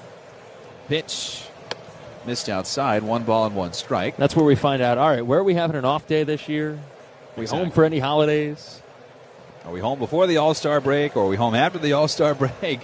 The 1-1, swing and a miss at a slider, and it's 1-2. Should be home going into the break, away going out, right? It's usually, you're never home and home or away and away, but I don't know if it flip-flops perfectly, because this year we were in Kansas City. Right. And then home. Open up at home. Last year, finished at home, went to Miami. Sounds right. San Diego's in there somewhere? That was 2 years ago. Oh, boy. The 1-2. Bounces up there, 2-2. But we also did find out that, don't believe everything you read. Turns out the Mets are not going to Iowa. The Phillies are, and so are the Minnesota Twins to play in that Field of Dreams game next year. There's the kick in the 2-2. Grounded foul third base side. It stays 2 balls and 2 strikes. Which is a shame because it would have been fun. Yes, it would have been unique to see the Mets and the Phillies once again at a big MLB event like we were last year in London. It was hard to believe that they would do it again. 2-2 is fouled off. It hit something and rolled out to the pitcher. Peterson picked the ball up, and then Bill Miller, who has made no signal yet, flips a new ball to Terrence, who is also standing there going, what's the call, Bill? I think it hit him, and then he was jumping up and down wondering what happened. But Bill Miller, who is so emphatic with his strike 3 call, gave us nothing. 2-2 on Ozuna. 2-0 Mets in the bottom of the 6th. Peterson shakes the first sign, likes this one. 2-2. Low and in. Went that time with a changeup, and it's full. So we'll see as the schedule comes out if the Mets are doing anything eventful next year, or it's just simply a regular year. It'll be a WBC next year. 3-2 is low. Ozuna walks him, and Ozuna looked like he looked out to Peterson and then looked back to Terrence, as if to say, are you too chicken to face me? And maybe not chicken, but more strategy. Peterson has walked Ozuna twice. And it's not like Ozuna's owned David Peterson. Coming into today just 4 for 21. But maybe just staying away from Ozuna. Don't want him to hurt him. But now the tying man is at the plate. Here's Ozzy Albies, 1-on-1 out. Pitch. Swing and a miss. Strike 1. Outside of Lindor, have any Mets been confirmed to the WBC next year? I assume Soto will play. I think I heard Edwin Diaz was interested in playing again. For Puerto Rico, yes, but I don't know if he's actually confirmed it or not. Yeah, I think it's all a little too early. Here's the 0-1. Hit hard to third. Mauricio's got it. Flip to second, 1. Beatty to first. Close. Safe. Albies too quick. And running hard is now run all the way out to the outfield grass. That's how fast he was moving. Mets have their hand up, but they will not challenge. So a near double play ball there after walking Ozuna. And the feed was fine. Mauricio to Beatty, but Albies, he can scamper. So he beat it out. And now they have to get through Michael Harris to get out of the 6th inning. Peterson at 84 pitches. Remember, he went 8 innings earlier in the week, pitching today on regular rest. 2-0 New York. First pitch. Down and out. 1 ball, no strikes. So that affects Peterson's leash today. So if he doesn't throw 100 pitches, that may be one of the reasons why. Bullpen quiet, though, right now. Peterson's 1-0. Fouled off, and it's 1-1. And if you want an indication about the confidence level, Mets are very confident. This is the 3rd time through. Heart of the order is up.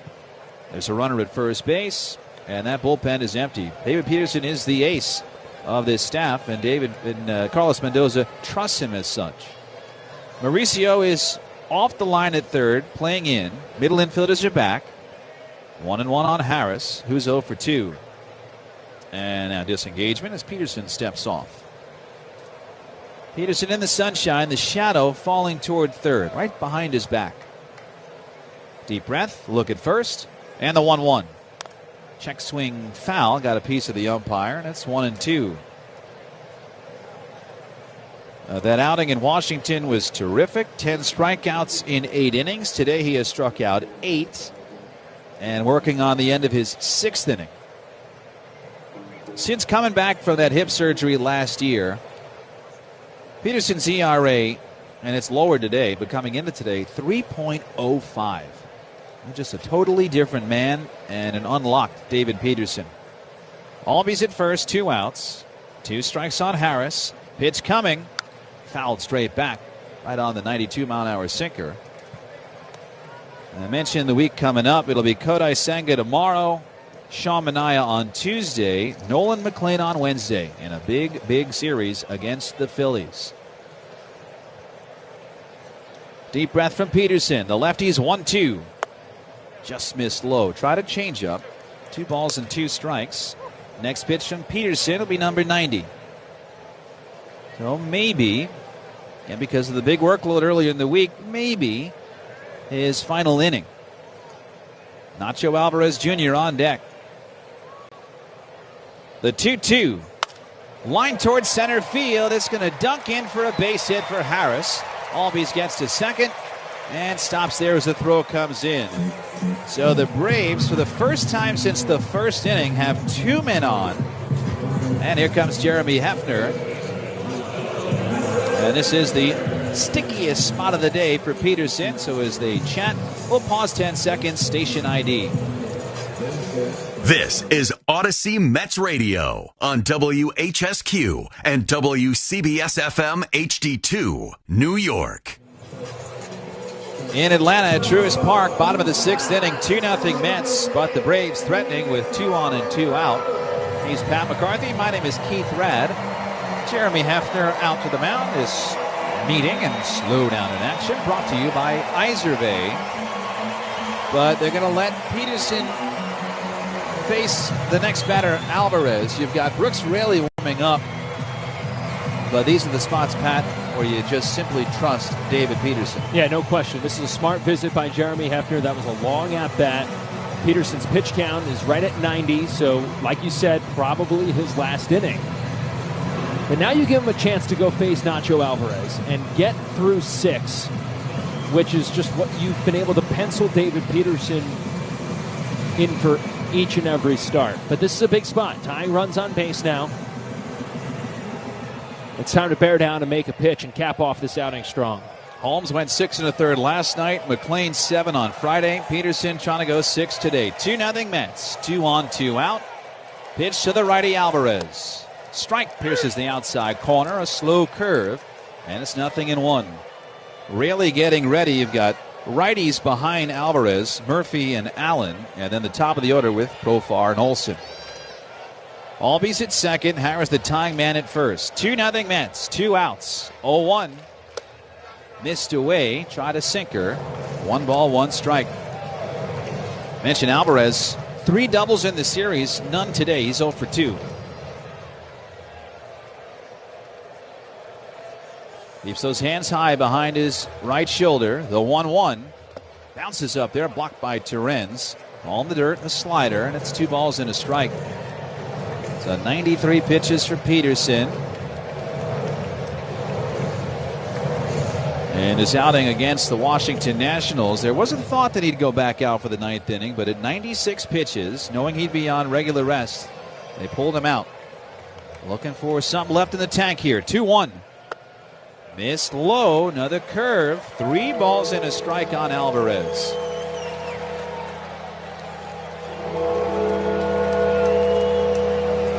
Mauricio playing deep at third toward the line. Lindor deep at short. Beatty up the middle. First and second. The 3-1. Outside. He walked him. Now David Peterson issues his second walk of the inning. 4th of the afternoon. And the Braves have him loaded for Sean Murphy. No movement from Carlos Mendoza. Looks like Peterson's going to remain in this game. And we see it happen too. You hate to bring a reliever in, bases loaded for their first batter, because in case they don't have it and they walk him, well, they walk in a run. So this is the best spot for the Braves. Peterson trying to hold on. 2-0 Met lead in the 6th. First pitch. Check swing, ball in the dirt. He did not go around on appeal to first. Ball 1. Murphy in his first at bat snapped a career worst 0 for 24 stretch with a single to left. But then Peterson came right back in the 5th and struck him out. Albies at third, Harris at second, Alvarez at first. 2 outs. Infield back. 1-0. Misses again, down and in with a curve. 2 balls and no strikes. You can tell Peterson is being so careful with these hitters at the bottom of the lineup. The lefty set. Bases loaded. Pitch. Line to right field as a base hit for Murphy. Albies is in. Harris getting waved around. The throw from Soto goes to second. The Braves have tied the game. Alvarez goes to second. Sean Murphy on at first with a game-tying 2-run, 2-out single to right. And here comes Carlos Mendoza up the steps of the dugout. They're waiting to see what the Braves do first. And here comes Mendoza. So Peterson cannot go 6. Came in with a 2-0 lead. He departs in a tie game. Braves have 2 on with 2 out. Pitching change and slow down in action brought to you by Iservay. It's time for the Nissan End of Summer Sales Event. The what now? The Nissan End of Summer Sales Event. End of summer? Yes, Nissan End of Summer. Summer. But I have so many more hot dogs to grill. It was just starting to get good. Sales Event. Here to help you keep your summer in gear. That sounds interesting. Test drive the best-selling Nissan Rogue with more standard power. Cool. The rugged Nissan Frontier with a standard V6. No.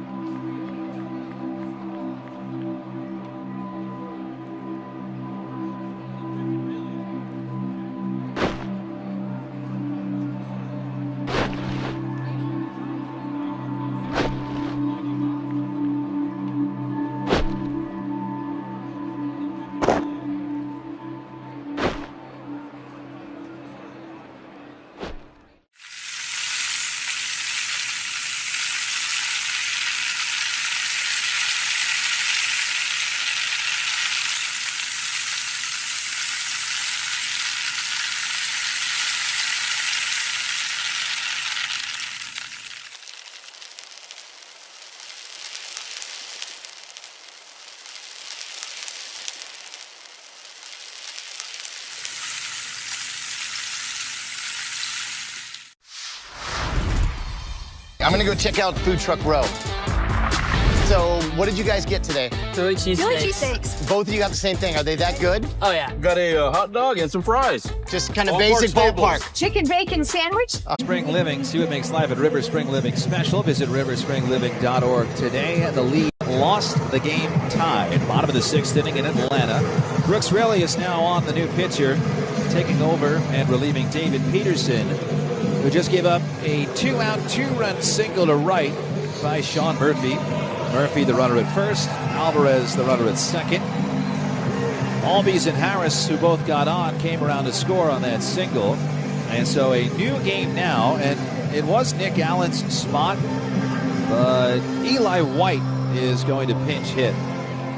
So still a righty batter, but a different righty batter.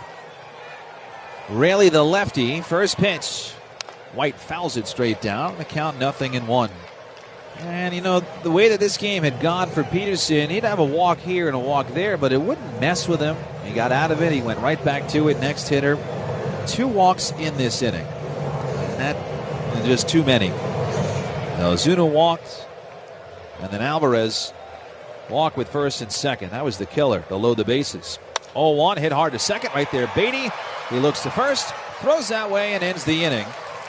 Side is retired, but damage done by Sean Murphy. The Braves tie it with Sopita en polvo con el mejor sabor. Tú y Maggie, el secreto del sabor dominicano. So the reason I got to Cooperstown is because I played with Cal and I played with Eddie and I played with some of the greatest players ever. And, you know, I just had to figure out how I did my job, and I was honored to have some of the best players that ever played put on uniforms, and they happen to be Oriole uniforms. If there's ever any doubt that I'm 78, all I got to do is look at my old cards and I know.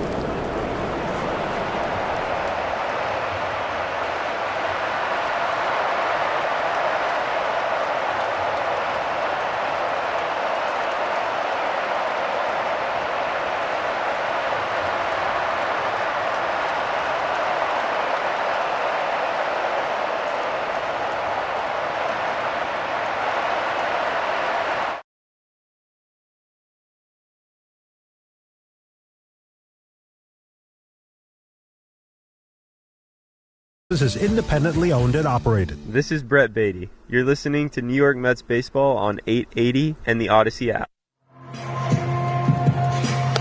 Brand new ball game now as we go to the 7th inning in Atlanta. Mets 2 and now the Braves 2 after they tie it up. Bryce Elder is done after 6 innings. So Atlanta goes to its bullpen for the first time in Pierce Johnson. So Pat David Peterson, oh so close. But now the Met offense has to try to retake the lead. Yeah, so he won't factor in the decision. Neither starter will. Bryce Elder threw the ball pretty well. 6 innings, 3 hits, 2 earned runs, 2 walks, and 6 strikeouts. And now it's Ronnie Mauricio to lead off against Pierce Johnson. First pitch, fastball at the knees, a called strike. It's 0-1.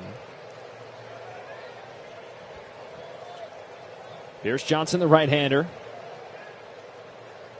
Denver native. A long hold from the letters and the 0-1. Swing and a miss. Counts nothing at 2 on Mauricio, who is 1 for 2 today. Strikeout victim in the 2nd, single in the 4th. Johnson, the 34-year-old, 3-3, ERA of 2.09 over 50 appearances. First appearance in the series. The 0-2. Swing and a miss. Well, we do know that one thing about Pierce Johnson is that he's going to throw you a curveball. He may throw you nothing but curveballs. He throws more than anybody in the game. And sometimes he might hang you a curveball, which is what he did in the 9th inning last year in Atlanta when he served up the 2-run home run to Francisco Lindor. And the Mets jumped out ahead in that iconic game 161. Here's Luis Torrens. He swings and lines the first pitch out to left. Profar comes in, dives, and makes the catch. What a play by Jurickson Profar for the 2nd out. How many times we find ourselves going, Luis Torrens, another hard hit out. He had a strong base hit past the second baseman last time. This one was a nice diving play by the veteran Profar. So 2 quick outs for Pierce Johnson, and here's Cedric Mullins. In a tie game in the 7th inning. First pitch. Mullins takes wide. It's 1 ball, no strikes. Mullins is the Mets center fielder. Centers Healthcare would like to remind you that they're not just care. They're care that moves you. CentersHealthcare.com. 1-0 pitch. In for a strike. Counts 1 ball and 1 strike on Mullins, who's been aboard once today. He was hit by a pitch back in the 3rd inning. He also popped out.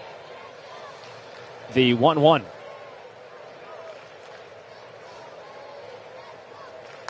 Fouled off at home plate. 1 ball, 2 strikes. Top of the 7th inning, 2-2 game finale here in Atlanta. He's Keith Ratt. I'm Pat McCarthy coming to you live from the Bigelow Tea broadcast booth. Bigelow Tea, grab a mug and tea proudly. That's a return home to take on the Phillies for a 3-game set tomorrow. Here's the 1-2 to Mullins. Check swing and a curveball in the dirt. Appeal, no offer, says Roberto Ortiz.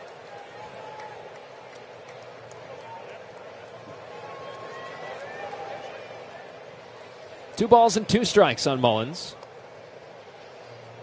Slightly open stance from the left side.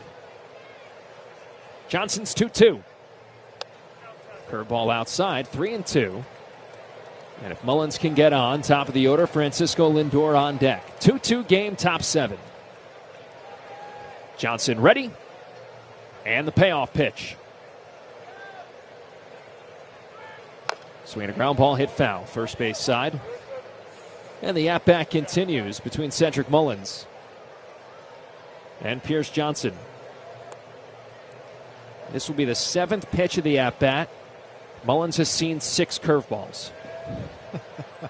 We weren't kidding. Johnson has thrown nothing but curveballs in this inning. Here's the 3-2. Swing and a foul ball at home plate. The at-bat continues. Another curveball. It's like, Mets don't see him very often, but Tommy Kahnle throws like 75% changeup. And people don't hit it because there's the hitters kind of stubborn, going, well, he's got to throw a fastball at some point. It's like, well, can you just sit changeup? Just sit curveball against Pierce Johnson. They didn't want to do it. 8th pitch of the at-bat. And the 3-2 to Mullins. Down low, ball 4. He took a curveball, and the Mets get the go-ahead run on. And once again, just some of the early returns of Mullins, who's playing in Game 20. He does see a lot of pitches. That's one thing about his game that is strong. It allows, of course, the pitcher to throw a lot of pitches and tire quicker. It allows everybody in the dugout to see exactly what it looks like. Now here's Francisco Lindor against Pierce Johnson with a runner at first base in a 2-2 game. First pitch, outside. 1 ball and no strikes. Lindor is 0 for 3 today. That 11-game hitting streak on the line. Trying to cash in a 2-2 game with the go-ahead run at first. Johnson holds, throws to first. Mullins dives back in. Cedric does have a stolen base today. That was his 18th. It's all the way back in the 3rd inning. The Mets have just 3 hits in this game. A home run and 2 singles. Johnson ready. And another throw to first. Quick tag by Olsen, but Mullins is safe. That's the 2nd disengagement.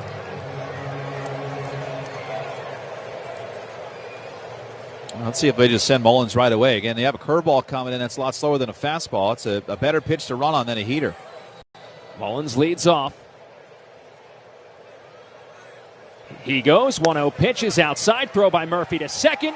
Tag applied. Not in time. It squeaks away from Brujan.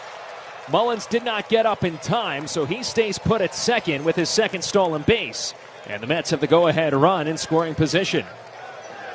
It's funny. It kind of get the feeling that he was going to go. And so maybe if you're Atlanta, throw a fastball outside. Maybe get yourself a catcher a chance to throw him out. Nope. Pierce Johnson throws another curveball. And now it's 2 balls and no strikes on Francisco Lindor. Timeout called by Bill Miller behind home plate. Mets fans in attendance chanting, "Let's go Mets." 34,393 in Atlanta today. 2-2 game in the 7th. The 2-0 pitch to Lindor. Swing and a miss. He threw him a fastball at 96 up in the zone. It's 2-1. It's hard to imagine having a 96-mile-an-hour fastball and not using it. I mean, by the time that ball hit the glove, Lindor started to swing. But that is the first fastball thrown by Johnson. Check on Mullins at second, the 2-1. Swinging a pop-up foul. Slicing into the seats down the left field line. And it's 2 balls and 2 strikes. And that's what we mean about hitters still sitting on that, because now, once you get beaten by 1, you go, uh-oh, because the curveball is hard enough to hit, and you're looking for it, you see it so much, and now you're thinking your head is spinning a little bit with 2 pitches. Mets are 0 for 4 with runners in scoring position today. 2-2 pitch in the dirt, blocked by Murphy. 3-2. And Juan Soto on deck. 2-2 ball game, top 7. Mets have the go-ahead run in scoring position. Mullins a 2-out walk and a stolen base. He's at second. The 3-2 to Lindor. Upstairs, ball 4. He walked him. Back-to-back walks by Pierce Johnson. And Juan Soto coming up.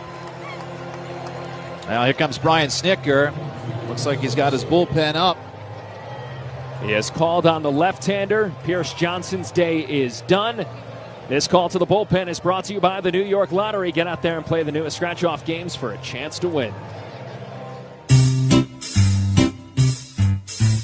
1-877 Cards for Kids. KARS Cards. All right, Ryan, PSA dove in. Do we have them graded? We do. This is the first set of graded cards from the 2024 Topps MLB Network set. I'm so excited about this. Yeah. Now, they all have the same grade, or? No. So one of us will be like the highest graded card. Could be. There could be multiple. So first up, we got Mark DeRosa. Of course, D-Rose a 10 out of 10. Handsome, athletic. All right.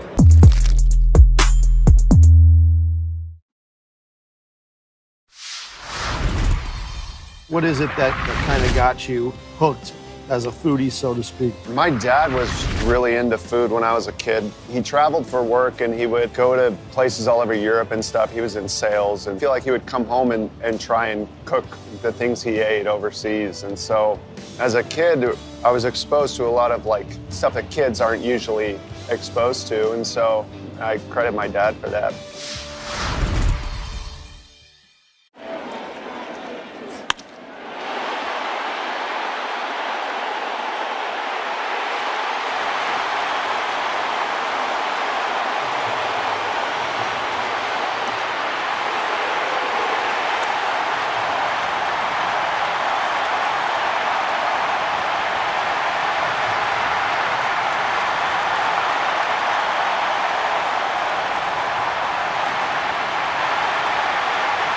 Second time in this series. La sopita en polvo con el mejor sabor. Tú y Maggi, el secreto del sabor dominicano. This time can't get it, and neither could the fan. Boy, this week don't wear flip-flops. Caminero strikes. Who had a night to forget. 3 home runs allowed in 1 inning. This is how much trust, though, they have him. That's why last night was so surprising. Soto is 0 for 2. He has walked. First and second. 2 outs. 2-2 game. First pitch. Outside. 1 ball, no strikes. It was a nightmare 7th inning for Dylan Lee last night.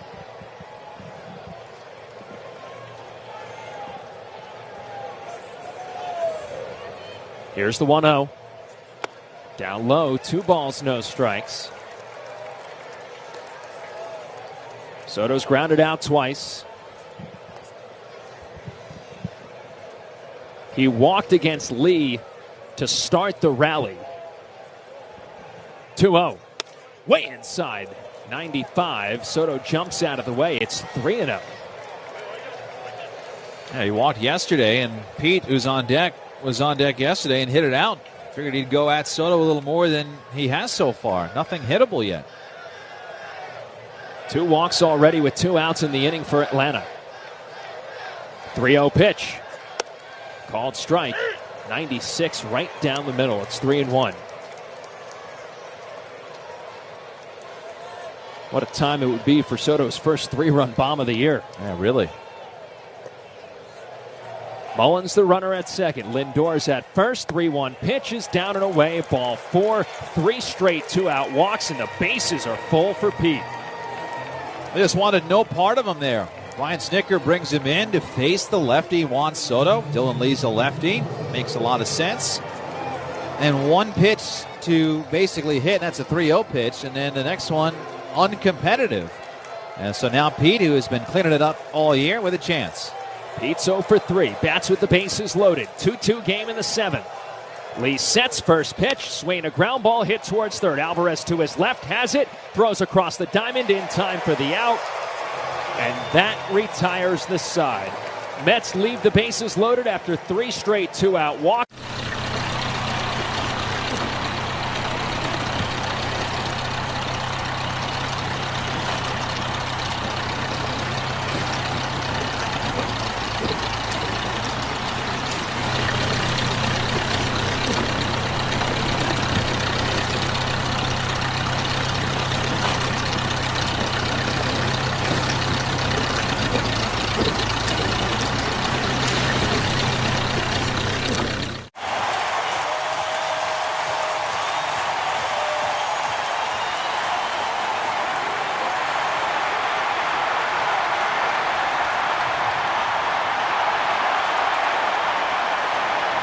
To be in, the middle of New York to display a card like this is really such a big part of the Fanatics mission. We think about how do we create new experiences. Now we get the opportunity to put incredible Holy Grail cards in front of tens of thousands, if not millions of new people. It's not just about collectors today, but also about how do we bring new collectors into the space as well. It's really what we do it all for.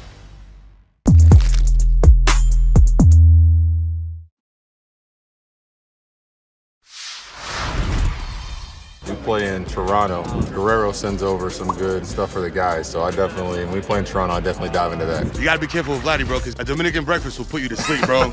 ¿Cómo está sonando la comida dominicana ya? La comida dominicana ya no sé cómo está sonando, porque obviamente mi esposa me cocina.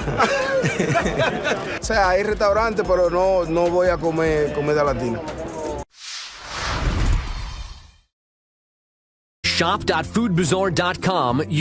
I'm Jonathan Mayo, and for more than 20 years, I've traced the path of baseball's rising stars, navigating the back roads of the national pastime and basking in the glow of small-town America's spirit, where the team is woven into the fabric of everyday life, where it's more than just a game. It's a celebration of the people, the traditions, and the culture that give these places their soul. This is Grassroots. The Mets head out in a 2-2 game. Brooks Raley returns after recording the final out in the 6th inning. Braves in the bottom of the 7th, while Jurickson Profar, Matt Olson, and Ronald Acuna Jr.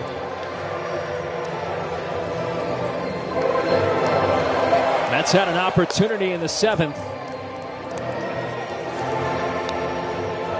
Well, with the bases loaded, 2 outs, Alonso grounds out.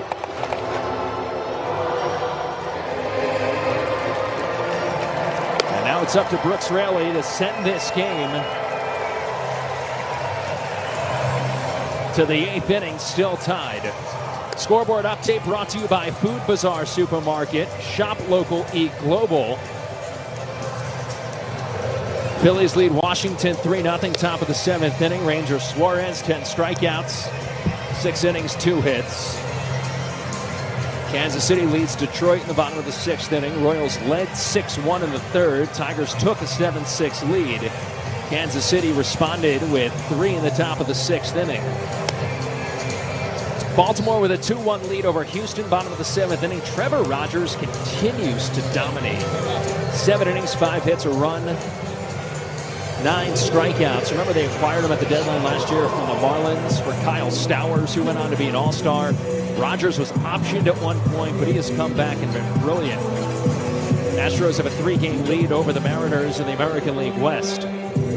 So here we go. Bottom of the 7th inning. 2-2 game. Top of the order for Atlanta. Jurickson Profar leads off. Takes the first pitch for a called strike. It's 0-1. And how big was that catch by Jurickson Profar on Luis Torrens in the 7th inning? The 0-1. Backdoor breaking ball missed. 1-1. Torrens hit a screamer to left. Profar dove, made the catch. Pierce Johnson then walked the next 3. 1-1 pitch is swung on, served to right. Soto has it, makes the catch. 1 away. And it's not as simple as if this, then that, but Mets would have had a runner at first base with 1 away in a 2-2 game. Instead, they get the bases loaded after 3 straight walks, but couldn't score. That's why this is such an important inning for Brooks Raley. Facing Matt Olson here, you got Acuna on deck. Huáscar Brazoban, a righty, warming up in that Met bullpen, just in case the inning gets a little too far. So here's Olson against Raley. From the windup, first pitch. Top of the zone, a called strike. It's 0-1. By the way, Olson would be, sorry, Pat, the 3rd and final batter because he got the last out of the 6th, so he can bring him in after this. 0-1 pitch, swung on, popped up. Foul territory, third base side. Torrens will give it a look, but it's out of play. Oh, and it hit a fan right in the back. He's rubbing that right shoulder in the lower area. It's a Mets fan in the black cap with the blue bill. 0-2. Swing and a fly ball hit to left. McNeil over to his right towards the line. Drifting out of the warning track, makes the catch in fair territory. 2 away here in the 7th inning. That's it for Brooks Raley. Huascar Brazoban is coming in. And this pitching change and slowdown in action is brought to you by Izervay. I'm still going for it, even with higher stroke risk from atrial fibrillation and a regular heartbeat not caused by a heart valve problem. Over a 3-year study, Eliquis apixaban tablets reduce stroke risk better than warfarin, and over 97%. Guess who that is? Roger McDowell. Check him out. He has his uniform on upside down with the shoes on the hand, and it looks like he's walking on his hands. Has his cap hanging down. That's supposed to be his head. Well, the Mets really trying to turn it around. They do, however, trail in this ball game 4-0. I love that. And it'll be Sweeney backpedaling, and he can't make the play. And there goes the no-hitter. It's rolling. Does it go fair? Yes, it does. That's a fair ball. Oh, she's giving it to him. They're up 6-1 in the 8th. She's giving it to him and making him like it. Doing the pop-up dance, and he dropped it. You don't see that very often. Abrams is going to think about going to third. The throw too high there. Abrams dives back in. Tag applied this time by Riley. What just happened?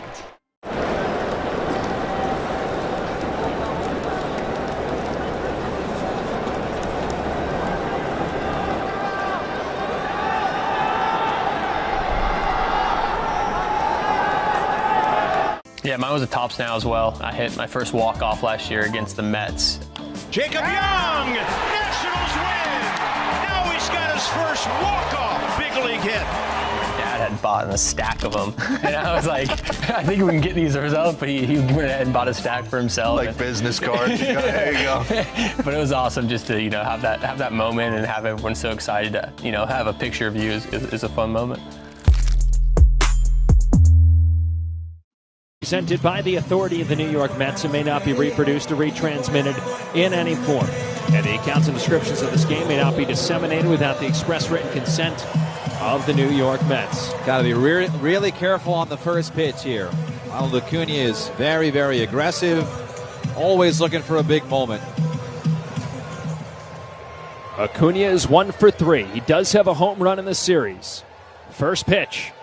Inside, he jumps out of the way. It's 1 ball and no strikes. 96 came charging in. Or you could scare him off the plate. That's another good idea.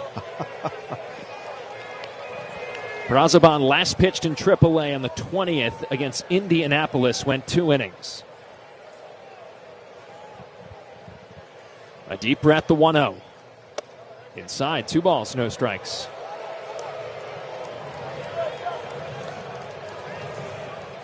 2-2 game, bottom 7. Brazoban ready. Pitch. Swing, a ground ball hit towards third, foul. Into the Mets dugout. Kicks back onto the warning track. It's 2-1.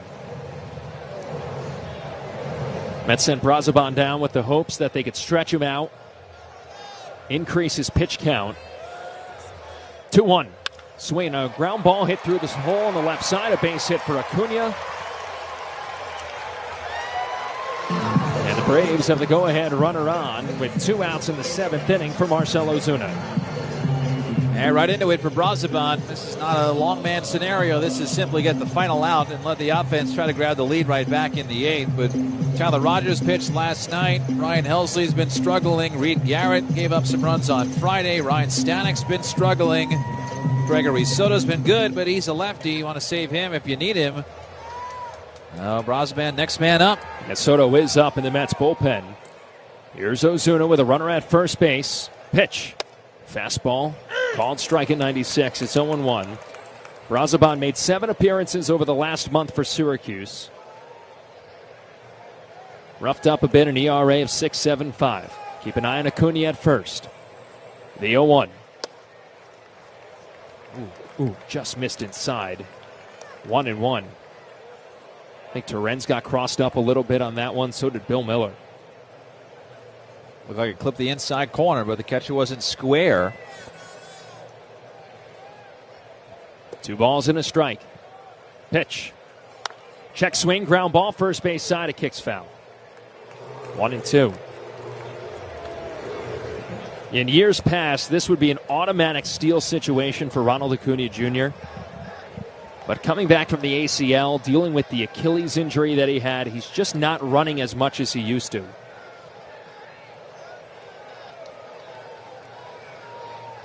One and two the count on Ozuna. 2-2 game, bottom 7. Brazoban sets. Acuna is off first. The pitch. Swinging a fly ball, hit down the right field line, slicing, and out of play. Still 1 ball and 2 strikes. 2 years ago, Ronald Acuna Jr. swiped 73 bags. He has just 5 this season. Brazoban ready, toss to first, Acuna back. And it's those kind of plays, too, diving back in. I mean, he hurt his ACL last year, which is why he's coming back late. That's where it hurts, leaning in and out on your knees. The 1-2. Swinging a ground ball, softly hit to shortstop. Lindor has it. He will just flip it on to Beatty at second base for the final out. So Huáscar Brazoban comes in. He allows a hit to Ronald Acuna Jr.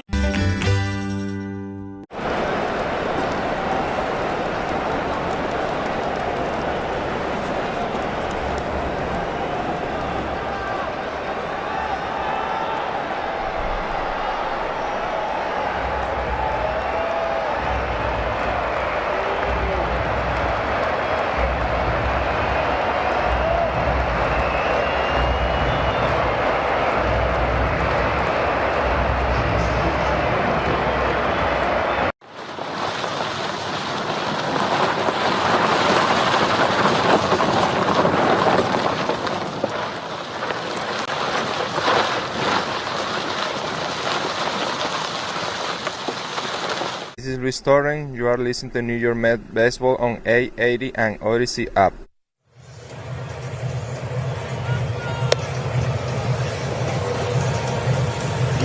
Back in Atlanta, top of the 8th inning, 2-2 game. Tyler Kinley is the new pitcher, Keith.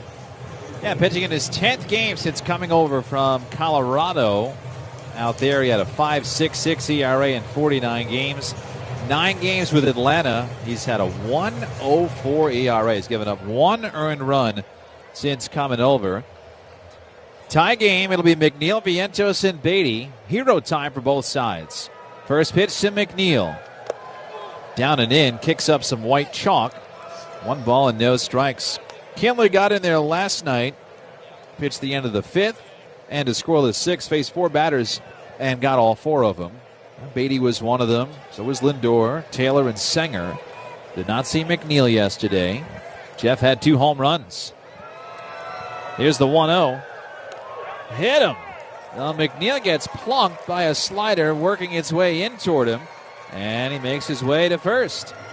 So Jeff is there. He's the go-ahead man. And that brings up Mark Vientos, who also homered twice last night.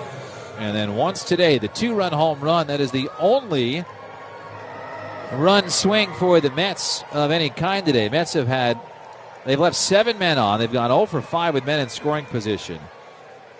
Vientos 1 for 3. Infield playing into pull. First pitch, a little bit high with ball 1. And out goes Sean Murphy, the catcher, to talk to Kinley. He's having trouble finding the strike zone. Injury update brought to you by the Rothenberg Law Firm. If you're injured in an accident, the game plan is simple. Just go to injurylawyer.com.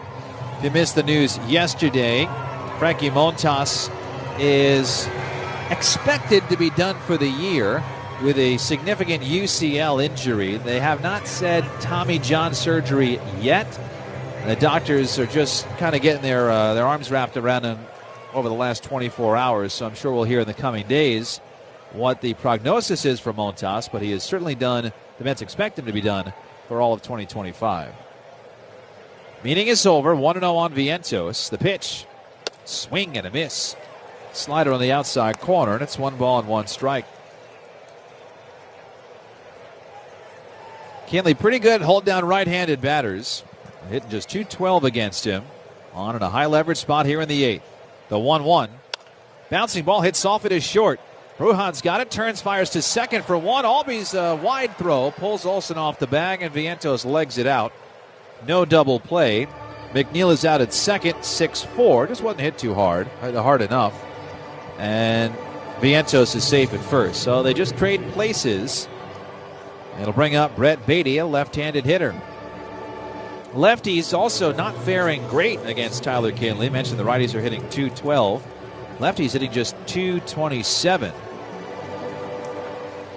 I'm sure Kinley thrilled to just simply get out of Colorado. Tyrone Taylor, though, going to run at first base for Vientos.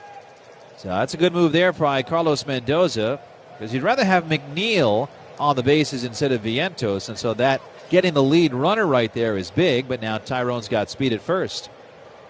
Tie game in the 8th, pitch to Beatty, sails high with ball 1. Now here's the interesting question. Do you burn the DH and bring Pete in to play first? Oh, well, I didn't even think about that yet because I forgot Vientos is your first baseman today. I think they're going to have to do that, right? We'll see. 1-0 on Beatty. First a spin and a throw over there, and Tyrone back in safely. Pete hit to end the 7th inning, so his spot in the order won't come up for a while. Well, it would be the pitcher spot would become Tyrone. Oh, there you go. Right after that. The 1-0. Beatty sends a drive, right field. Acuna racing back toward the track, near the wall. It's Harris who makes the catch, cutting across out of nowhere in deep right center field, shy of that green padded wall in right. Beatty just missed it. A hanging breaking ball, got a touch under it, and Harris came over. Acuna ducked, and Harris made the catch. Yeah, I'm with you. It didn't sound like he got the perfect barrel on it, but that ball just kept on carrying, and he just missed it. And Beatty's had a hot month of August. That was almost a big swing right there. Here is Mauricio. Quick throw to first, and Taylor back in safely.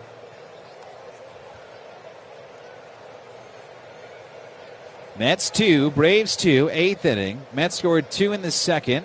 Held till the Braves scored 2 in the 6th to tie it up. Mauricio waiting for Kinley. Here comes the first pitch. And he chops it foul down first. 0-1.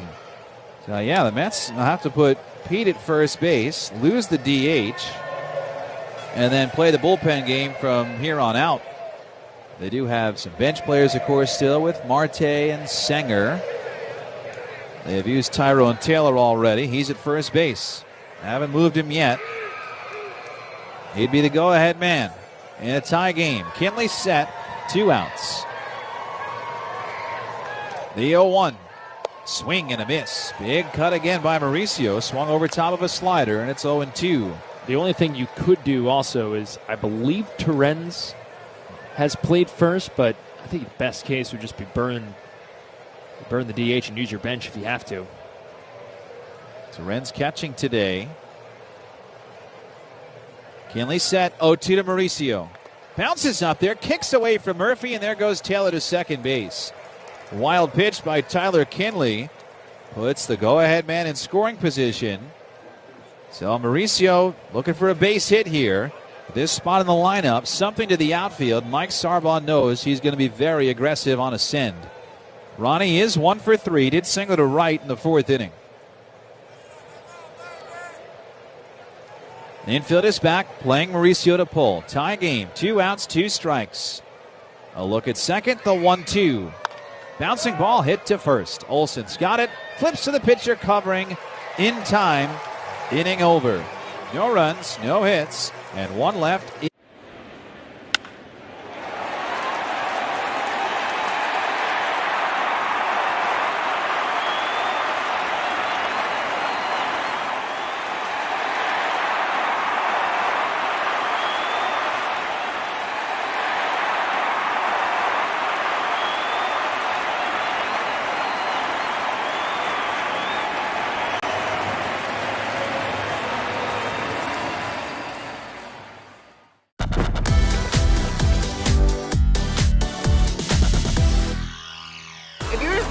Or if you swap a jersey with one of the players on the National League, What would it be? What would you pick? Okay, so I got an Ohtani jersey last year, so I'm gonna probably say Harper. Maybe Judge. He's one of the greatest to play the game in the last 5, 6, 7 years, so it'd be cool to have his jersey. Ellie's been fun to watch. Yeah, Ellie'd be a cool one. I mean, his jersey would probably be too big for me. It'd probably go down to my knees.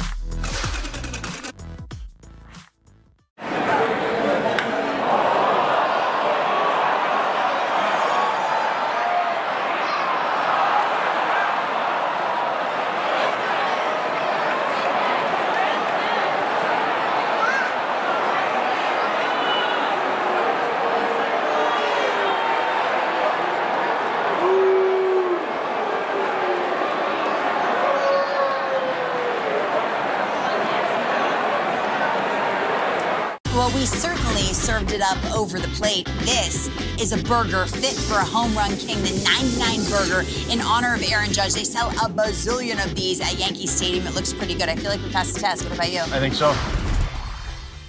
You never fail to amaze us. Con Edison provides the power, but you make it powerful. We're modernizing the grid, providing incentives for energy efficiency upgrades, and helping grow the green workforce. That's energy for every day. Con Edison. We go to the bottom of the 8th inning where things are quite interesting right now for the Mets defensively. We are tied at 2. Mets 2, Braves 2, bottom of the 8th. Jeff McNeil is going to go to first base.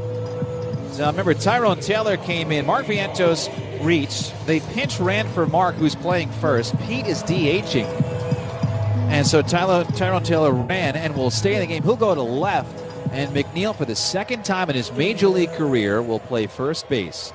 He only has 2 innings under his belt at the major league level. That came 2 years ago. Gregory Soto on the mound for the 8th, facing Ozzie Albies. First pitch, just missed low and in with a sinker. 96-mile-an-hour sinker, missing for ball 1. So it's Taylor, Mullins, Soto, left to right in the outfield. Mauricio, Lindor, Beatty, and McNeil, third to first. 1-0, line towards second, off the glove of a leaping Brett Beatty into center. That one almost knuckled or tailed on him. You could see as Beatty's glove went up to where he thought the ball was going to go. It shot away from that area, so he tried to follow it late, and it tipped off the glove. And the go-ahead man for Atlanta is on in the 8th. You're absolutely right, Keith. That ball looked like it was going directly at Brett Beatty, and it just felt like it kept slicing away from him. Mets going to guard against the bunt here with Harris the lefty. Terens steps in front of the plate to just give Soto a new ball. But Mauricio's in at third. McNeil's at first. And again, too, Braves knowing McNeil's at first, the bunt puts a lot of pressure on the Mets right now defensively. Soto set. First pitch, no bunt. But it's right down the middle for a strike on Harris. And it's 0-1. Don't forget to stay tuned after this one for the Verizon Mets postgame show. For the latest deals, drop into your local Verizon store. Good, tight finale in Atlanta. 0-1 on the outside corner. Strike 2. 99 from Gregory Soto. Soto has been terrific since he came over from Baltimore. Terrific. Pitched the other night, 2/3 of an inning. No hits, no runs. Deep breath. Man at first, 0-2. Lifted behind third. Mauricio following it out, waving his arms into foul ground, makes the catch. Harris is retired, so they choose not to bunt. And Harris pops out. Now, Harris, too, has been one of the hottest hitters in the game, let alone in the Braves dugout. Hottest hitters in the game since the All-Star break. 1 for 4 today with that pop out. Here's another guy that's been tough to get out, Nacho Alvarez Jr., who was walked in 3 trips. No hits today. Came in with a 7-game hitting streak. He wears number 67 for the Braves. Mets 2, Atlanta 2. Bottom of the 8th. Go ahead man at first. That's Ozzie Albies. Pitch to the righty. Soto misses low with ball 1. Sinkers, sliders, sweepers, and splitters for Gregory Soto. But, of course, a lefty that throws 99. Comes set, looking at the runner. The pitch. Just missed high. Slider, and it's 2 balls and no strikes. Alvarez, last time he was up, David Peterson walked him to load the bases and then gave up a 2-run single to Sean Murphy that tied the game. That was the last batter for Peterson. Kicking a throw to first, very soft throw to first. And Albies back in standing. Beatty at second, slid up the middle. Lindor and Mauricio deep on the left side of the infield, trying to get a double play ball here. Soto set at the belt, 2-0. Down and in, Alvarez has to dance out of the way of the sinker. Now the Mets have been very timid to pitch to Nacho Alvarez Jr., basically still a rookie. Got into 8 games last year. And he comes in, no homers, 8 doubles, 6 RBIs, the .256 hitter in 26 games. The 3-0, right down the middle, strike one. Sean Murphy, who did have that 2-run single, is on deck. And then Vidal Brujan behind him. This is the bottom of the order for Atlanta as they get their closer up. Raisel Iglesias for the top of the ninth. Soto set, 1 out, 3-1. Strike pierces the inside corner. Great pitch there. And it's 3-2.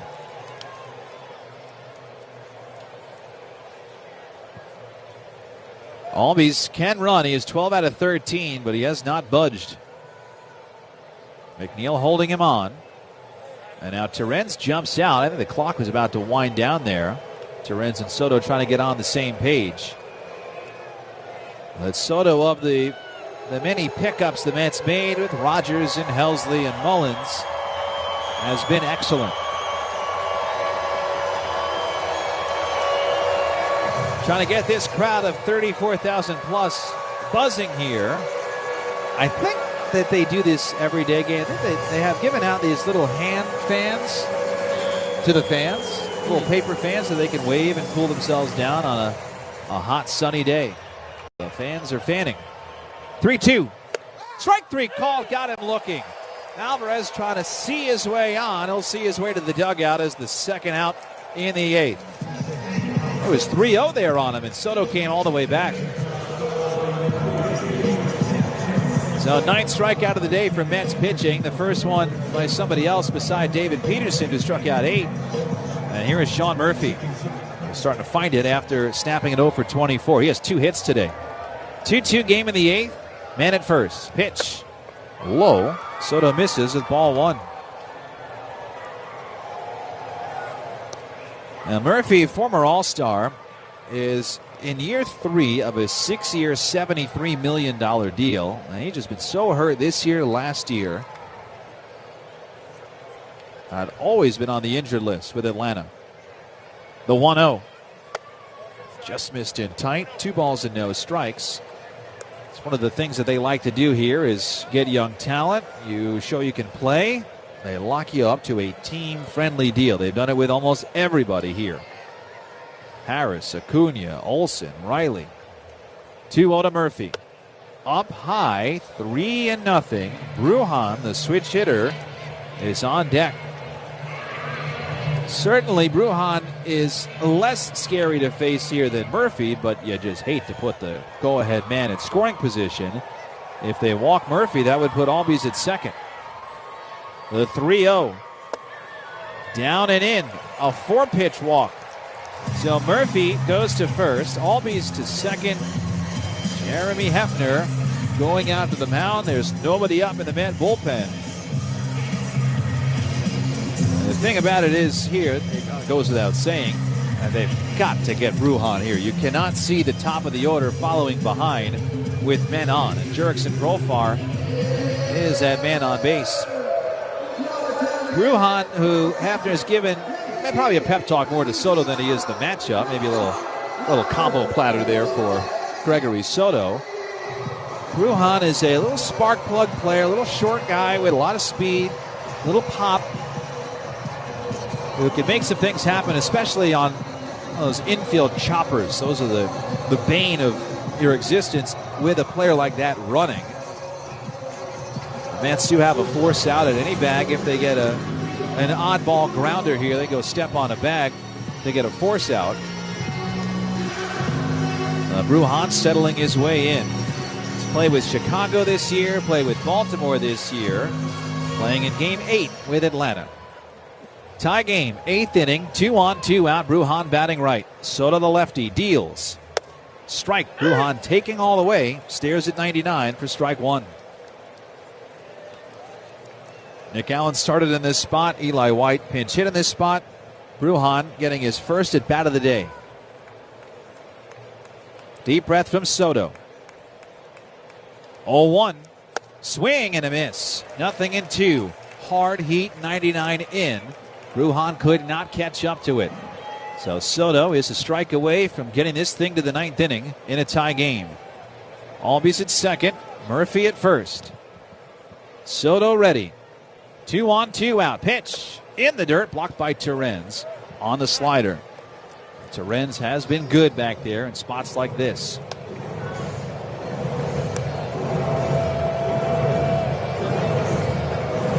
Brujan came up with Tampa Bay, where he was a top 100 prospect. Just never really took off. That was in 2021. Runners lead, the 1-2. Down and in, goes to the backstop. Did it hit him? Well, the runners are going to move up to second and third anyway. I think this hit him in the foot. A heat-seeking back foot slider gets Brujan. The bases are loaded, and the Mets will not challenge. They've seen on video that ball did hit Brujan in the back leg. So the bases are loaded for Jurickson Profar in the top of the order. Sweaty hands time for the Mets. Profar has been on twice. Switch hitter batting right. Tie game, 8th inning. Soto has allowed a single, a walk, and a hit by pitch. He is set. Infield back. Pitch. Popped up foul and out of play. Strike one.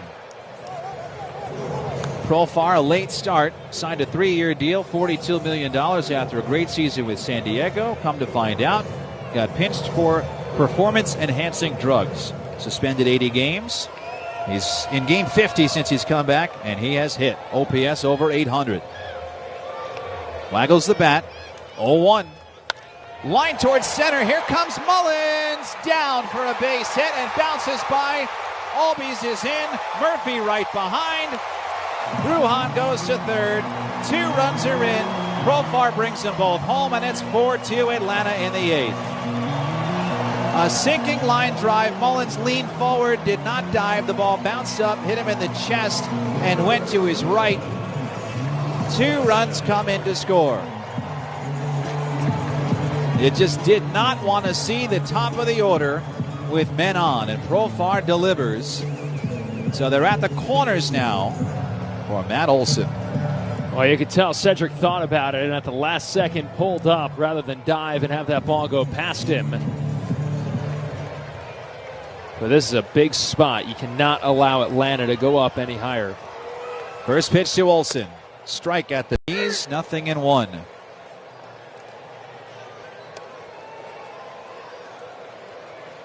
It is a 2-run single for Jurickson Profar and a pitch up in the zone that he reached up and swatted over the infield.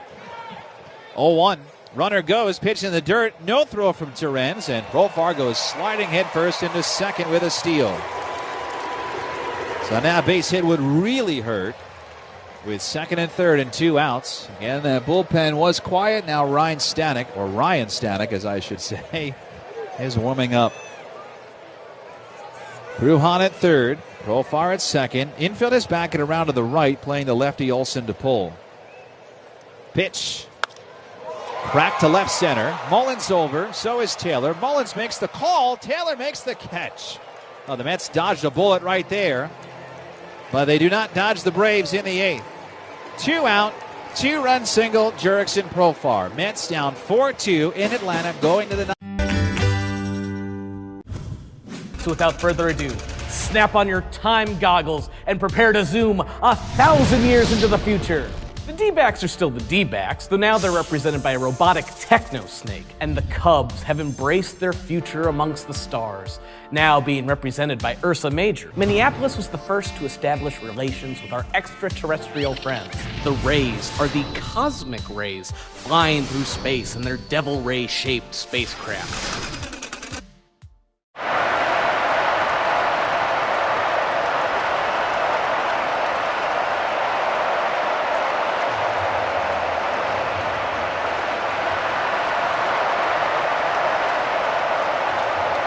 Official emergency veterinarian group of Mets Radio. What's up, Mets fans? This is Francisco Lindor. You're listening to the New York Mets baseball on 880 and the Odyssey app. We go to the top of the ninth inning in Atlanta. 4-2 Braves. Raisel Iglesias, the closer, veteran, coming on for the final 3 outs. Luis Torrens, the scheduled hitter, but looky here. Brandon Nimmo has a bat in his hands, pinch hitting to start the ninth. First pitch outside with ball 1. So Nimmo, whose neck flared up on him early in the week in Washington, is in. The 1-0. So is that pitch. That's in for a strike. 95 at the knees. And it's 1-1. Nimmo, Mullins, and Lindor. Mets need a base runner, down by 2. The pitch in tight. 2 balls and a strike. Mets had a 2-0 lead in this game. But really their offense, even though the Braves have come back, offense has done nothing since the Vientos homer. 2-1. Swing and a miss. 2-2. Change up that time, and a good one by Iglesias. Mets have 3 hits all day. They have stranded 8 because they've had a couple walks that they've taken advantage of to get on, but not enough to bring them in. 2-2. Line the other way toward the corner. Profar back onto the track. Makes the catch. A running grab. Nimmo stung it, but it's the first out of the ninth. And Nimmo certainly looked good. Nothing to show you there that he was uncomfortable at all. He certainly wouldn't be taking the at-bat if he didn't feel good, and he hit it well. So 1 out, and Cedric Mullins climbs in. Iglesias, his pitch. Missed low and in. 1 ball and no strikes. Thrivewell Infusion brings us the thriving player of the game. Thrivewell Infusion, New York's premier infusion and injection center. 1-0. Lifted foul down the left field side. 1-1. Schedule your appointment at thrivewellinfusion.com. Well, for the game at this point, it's Jerickson Profar with a 2-run single. There's the 1-1. Just missed outside. 97 from Iglesias. 2 balls and a strike. Again, Mets need a base runner. They've got Lindor on deck, then Soto. The 2-1. Hit hard, right side, base hit for Cedric Mullins. So the Mets have their tying man on in the ninth on a hard hit ball. Mullins offensively has had a good game. He's been on 3 times. 3 out of 4 times. And he sets the table for Lindor. We'll pause 10 seconds. Station ID. This is Odyssey Mets Radio on WHSQ and WCBS-FM HD2, New York. In Atlanta, top of the ninth, 4-2 Braves. Tying man to the plate is Lindor. Pitch inside, ball 1. He's Pat McCarthy. My name is Keith Red. Mets playing with a little house money. Certainly every win at this point of the season is important, but they've already won 2 games in this series, going for their first ever sweep in this ballpark today. Down by 2. Mullins at first, 1 out. And time called at home plate by Lindor. That's a mix of let's go Braves, let's go Mets at this point. A lot of Mets fans, some with their rally caps on, hats flipped inside out, looking for a big moment. Pitch. Strike at the knees on the inside corner. Lindor did not love that. Grimace of the call by Bill Miller, and it's 1-1.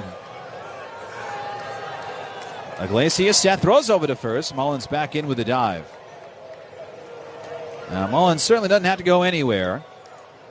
He'd like to get out of a double play situation, but with the Mets down by 2, no sense in him getting thrown out. The 1-1. Lifted foul to the left, and it's 1-2. Of course, Juan Soto is on deck. Iglesias has saved 21 games this season. That's top 5 in the National League. He has 245 saves over his 11-year career. Cuban right-hander. Pitch. Up high, just missed with 95, and it's 2-2. Iglesias came up with Cincinnati. Pitched with L.A., the Angels. 4th season in Atlanta. Mets down 2. 2-2. Fouled back. Good fight there from Lindor in 94, the bottom of the zone. Stays 2-2. Lindor is in jeopardy of snapping that 11-game hitting streak. He has walked today, but he's 0 for 3. did sting a ball at Ronald Acuna Jr. for a lineout. Mullins at first. Pitch. Line to right field. Base hit for Lindor. Mullins gets to second and stops right there. Acuna fires in. Juan Soto coming to the plate as the go-ahead man in the ninth with one out. Mullins a single. Lindor 2 strikes. He's got a single. And Soto, who has been looking for a 3-run homer, Pat, has another chance. He certainly does. And you said it a couple of minutes ago. The Mets already have a series win, right? And series wins are great. But if they're going to grab momentum heading to Philadelphia, this is the type of game that they need to come back and win. Because at this point in the season, every win matters. Phillies look like they're about to hang on to win. They have. It's just gone final. You can't afford to fall any further back in the East. And you want to create as much separation between you and the Reds as you can. And this is a spot to do it. The meeting on the mound quickly has ended. Ninth inning, 4-2 Atlanta. Soto up, 2 men on, 1 out. Iglesias ready. Pitch. Right down the pipe. 96, strike 1. And I mean right down the pipe. 2 walks today for Soto.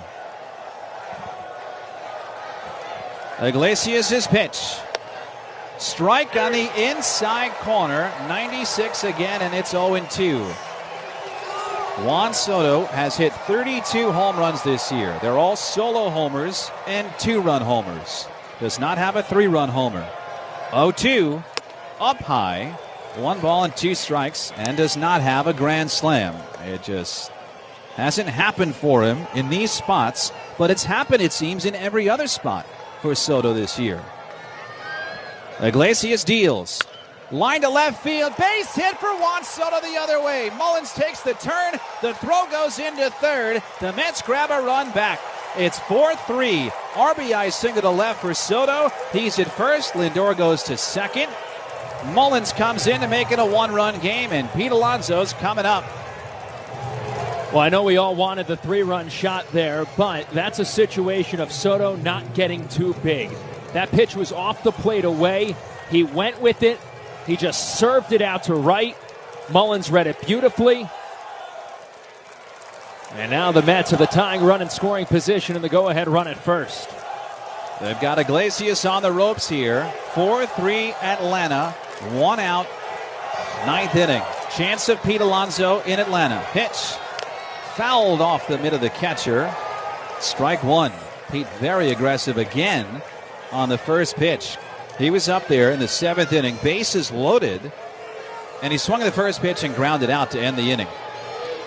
Lindor the tying man at second. Soto the go-ahead man at first. Pitch. Down and out. Slider. Iglesias misses, and it's 1-1. Pete 0 for 4 today. Hit a 2-run home run, though, last night.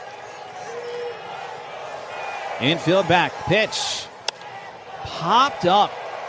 Shallow left. Brujan out. Profar in. It's Brujan, the shortstop. Makes the catch. Infield fly there. Alonso flies out. Jeff McNeil with the game on the line. Coming up. Pete an 0 for 5 day. Pete has carried the load so often this season. 103 RBIs, second most in baseball, only behind Kyle Schwarber of the Phillies. A chance for McNeil to pick him up.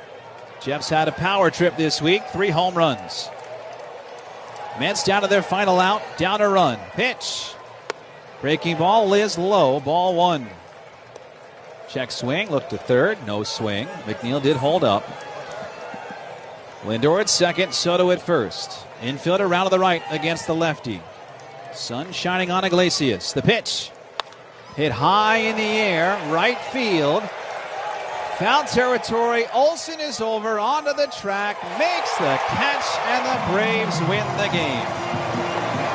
Atlanta wins the finale 4-3. The Mets were close for their first ever sweep at Truist Park. They do take 2 out of 3 in the series, but a loss today sends them 7 back of the Phillies, heading into a 3-game set in New York on Monday against Philadelphia. in the ninth inning for New York. 1 run, 3 hits, no errors, and 2 left. Back to Truist Park after this. Again, 4-3 the final on Odyssey Mets Radio, powered by the all-new Nissan Murano.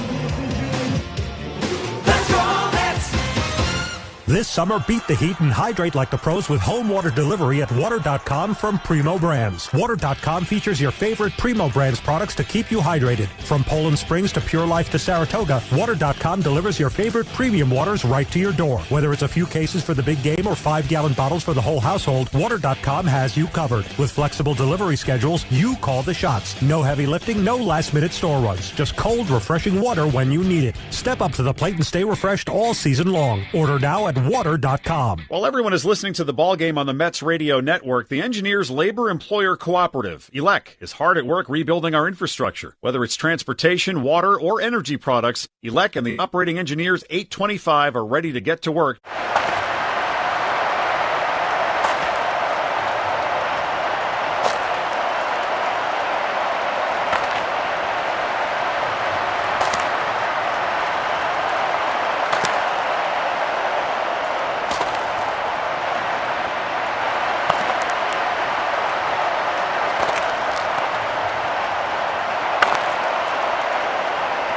Free. That's shop.foodbazaar.com. Hey everyone, Boomer here. How long have I been talking about the Chef IQ Sense wireless thermometer? You know how much I love it, but check out what one of our listeners says. It's phenomenal. You want to make a brisket, you look at your phone, and your mouth starts watering when you've got 20 minutes left. Phenomenal. The Chef IQ Sense is the wireless cooking thermometer that eliminates under or overcooking your chicken, fish, or meat. Whether cooking on a stovetop, oven, or grill, the app alerts you when everything's done. Order the newly released third-generation Chef IQ Sense now at chefiq.com.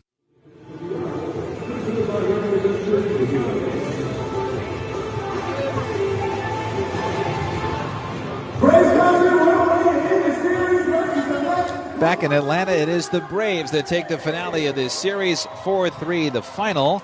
Don't forget, in just a bit, the Verizon Mets postgame show. For the latest deals, drop into your local Verizon store. So the Mets had first and second. And they were in the ninth inning after Soto brought in a run, but Pete Alonso popped out. Jeff McNeil popped out. Raisel Iglesias picks up the save. And the Mets lose this one. We'll come back, talk about it, give you the totals, set you up for the postgame show after this on Odyssey Mets Radio.